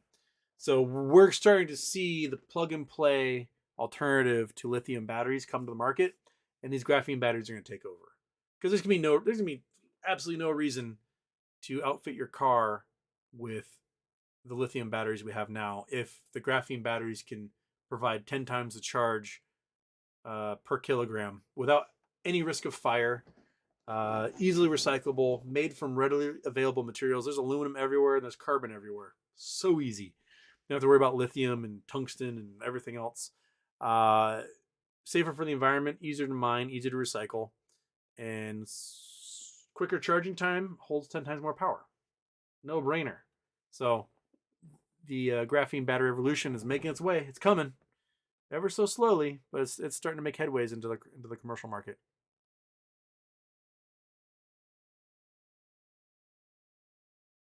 Roy Sport 67 saw a post from Ramen Suits. He says shorts can go into a private company. He said, "We are not private. We are public, non-trading." Your thoughts?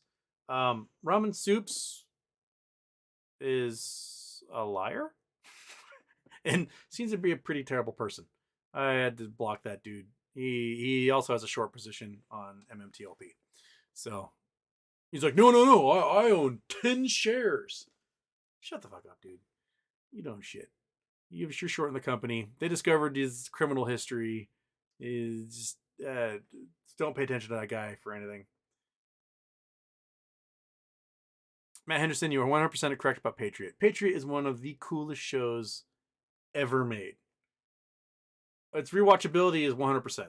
I could watch that show like Community over and over again and get just as much enjoyment out of it as I did the first time I watched it. Okay.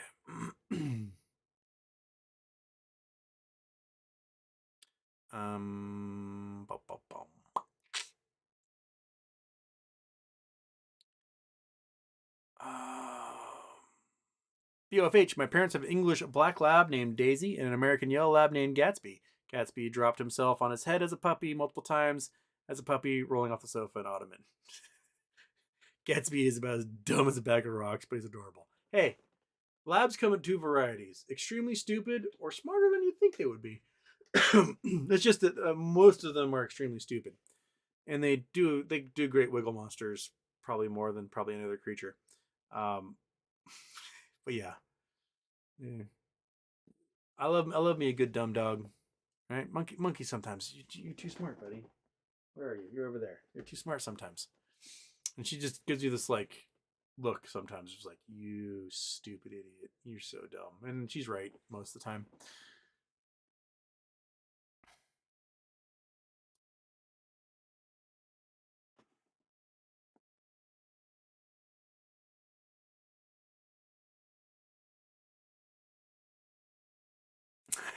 Miss Missy, too funny. Never thought about that. Always say decent. Going to be Peekaboo Street next time. I need to rent skis. That's what you should do, Miss Missy. Tell them you are the greatest skier of all time, and they'll make sure you have the good equipment. It's a no-brainer. When I go to Switzerland, that's what I do, and they give me just the raddest, newest stuff. Oh, you're really good. Well, how about check these new atomics out? They're amazing. I'm like, sure, yeah, totally. Hook me up.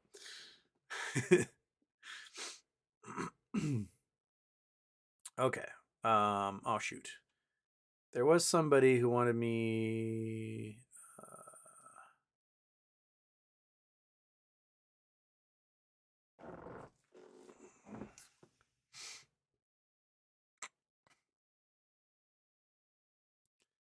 All right.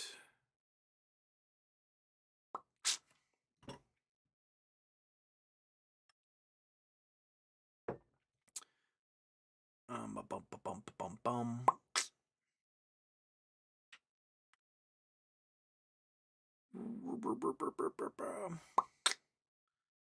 Roy Sport asks if Finric, can they ignore us forever and never address this? They're hoping to. They hope that they will just outlast us, and all of us eventually 50 years from now will be dead, and they won't have to worry about any of this. That's their entire goal. But the court will make a ruling whether they have to answer us or not. And if the court says, hey, you know what? There's precedent here that can force you to reveal the accounting. And so you are going to have to talk to all the brokers, have them tally up how many claimed shares of MMTLP they have, report back to us those numbers so we can verify them. And if those numbers are greater than 165 million, you are going to have to open up trading to close those positions. That could very well be what the court rules. And if the court does that, then FINRA can't wait. They're going to have to act on it. Because if they don't act on it, then Rosa will file one of those what do they call it? Retain the corpse or whatever, corporal, whatever. Basically say, hey, they didn't do their thing. Arrest the head of FINRA, throw their ass in jail for contempt until they do. Remitting corporal, blah blah blah. Can't remember what it's called. So that's that's what we could be looking at. Or if the judge could be like, screw you guys, I'm not doing anything, and then Finner gets to wait forever. Or if Rosa appeals to Court of Appeals and gets a panel, and the panel goes, you know what, this is kind of weird. There doesn't seem to be precedent here. Go back to the lower court. Lower court, you have to re-rule this. That could happen also.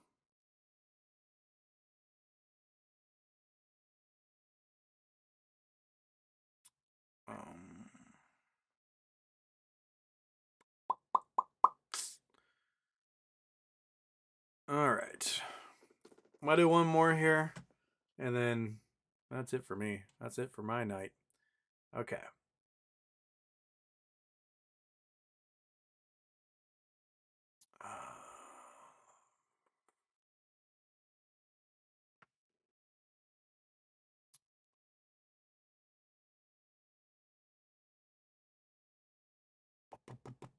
Where's one good one that I can end on here?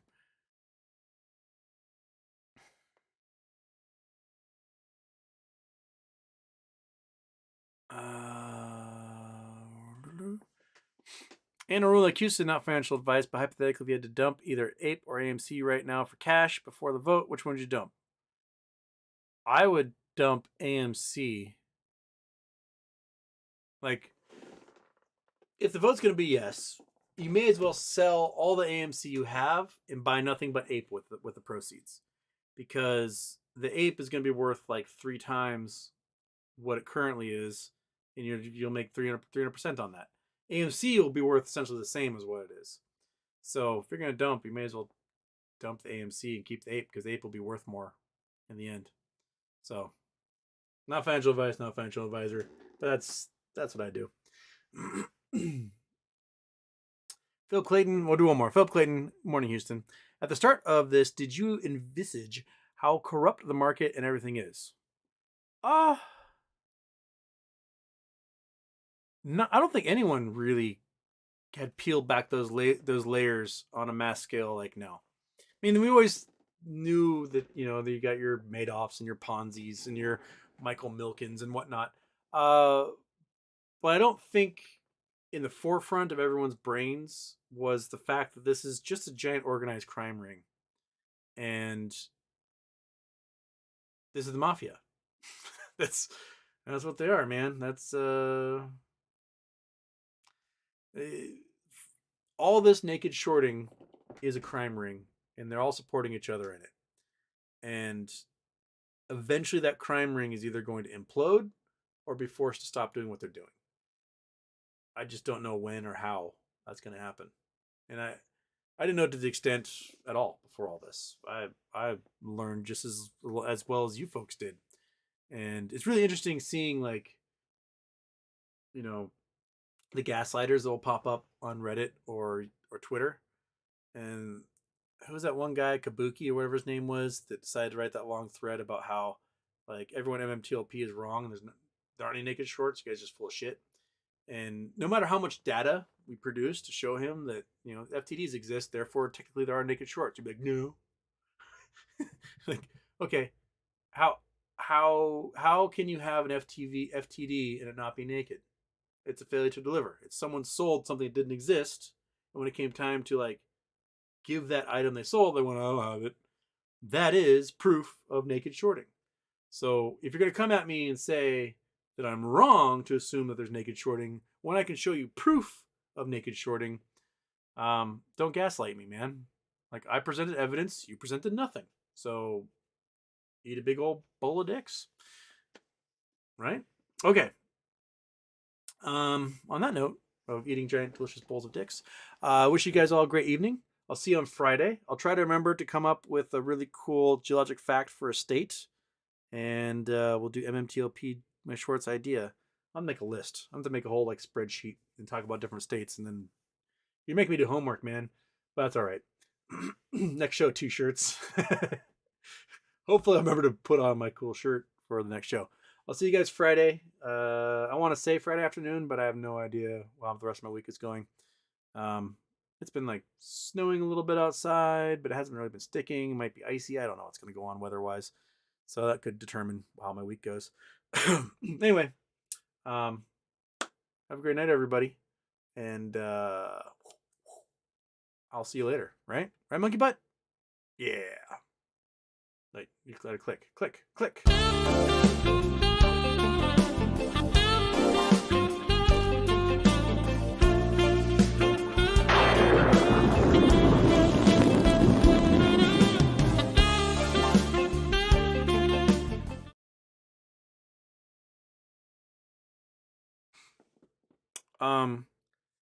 Earthworms typically eat, robins typically eat 14 feet of earthworms daily, and it represents about 40% of their diet.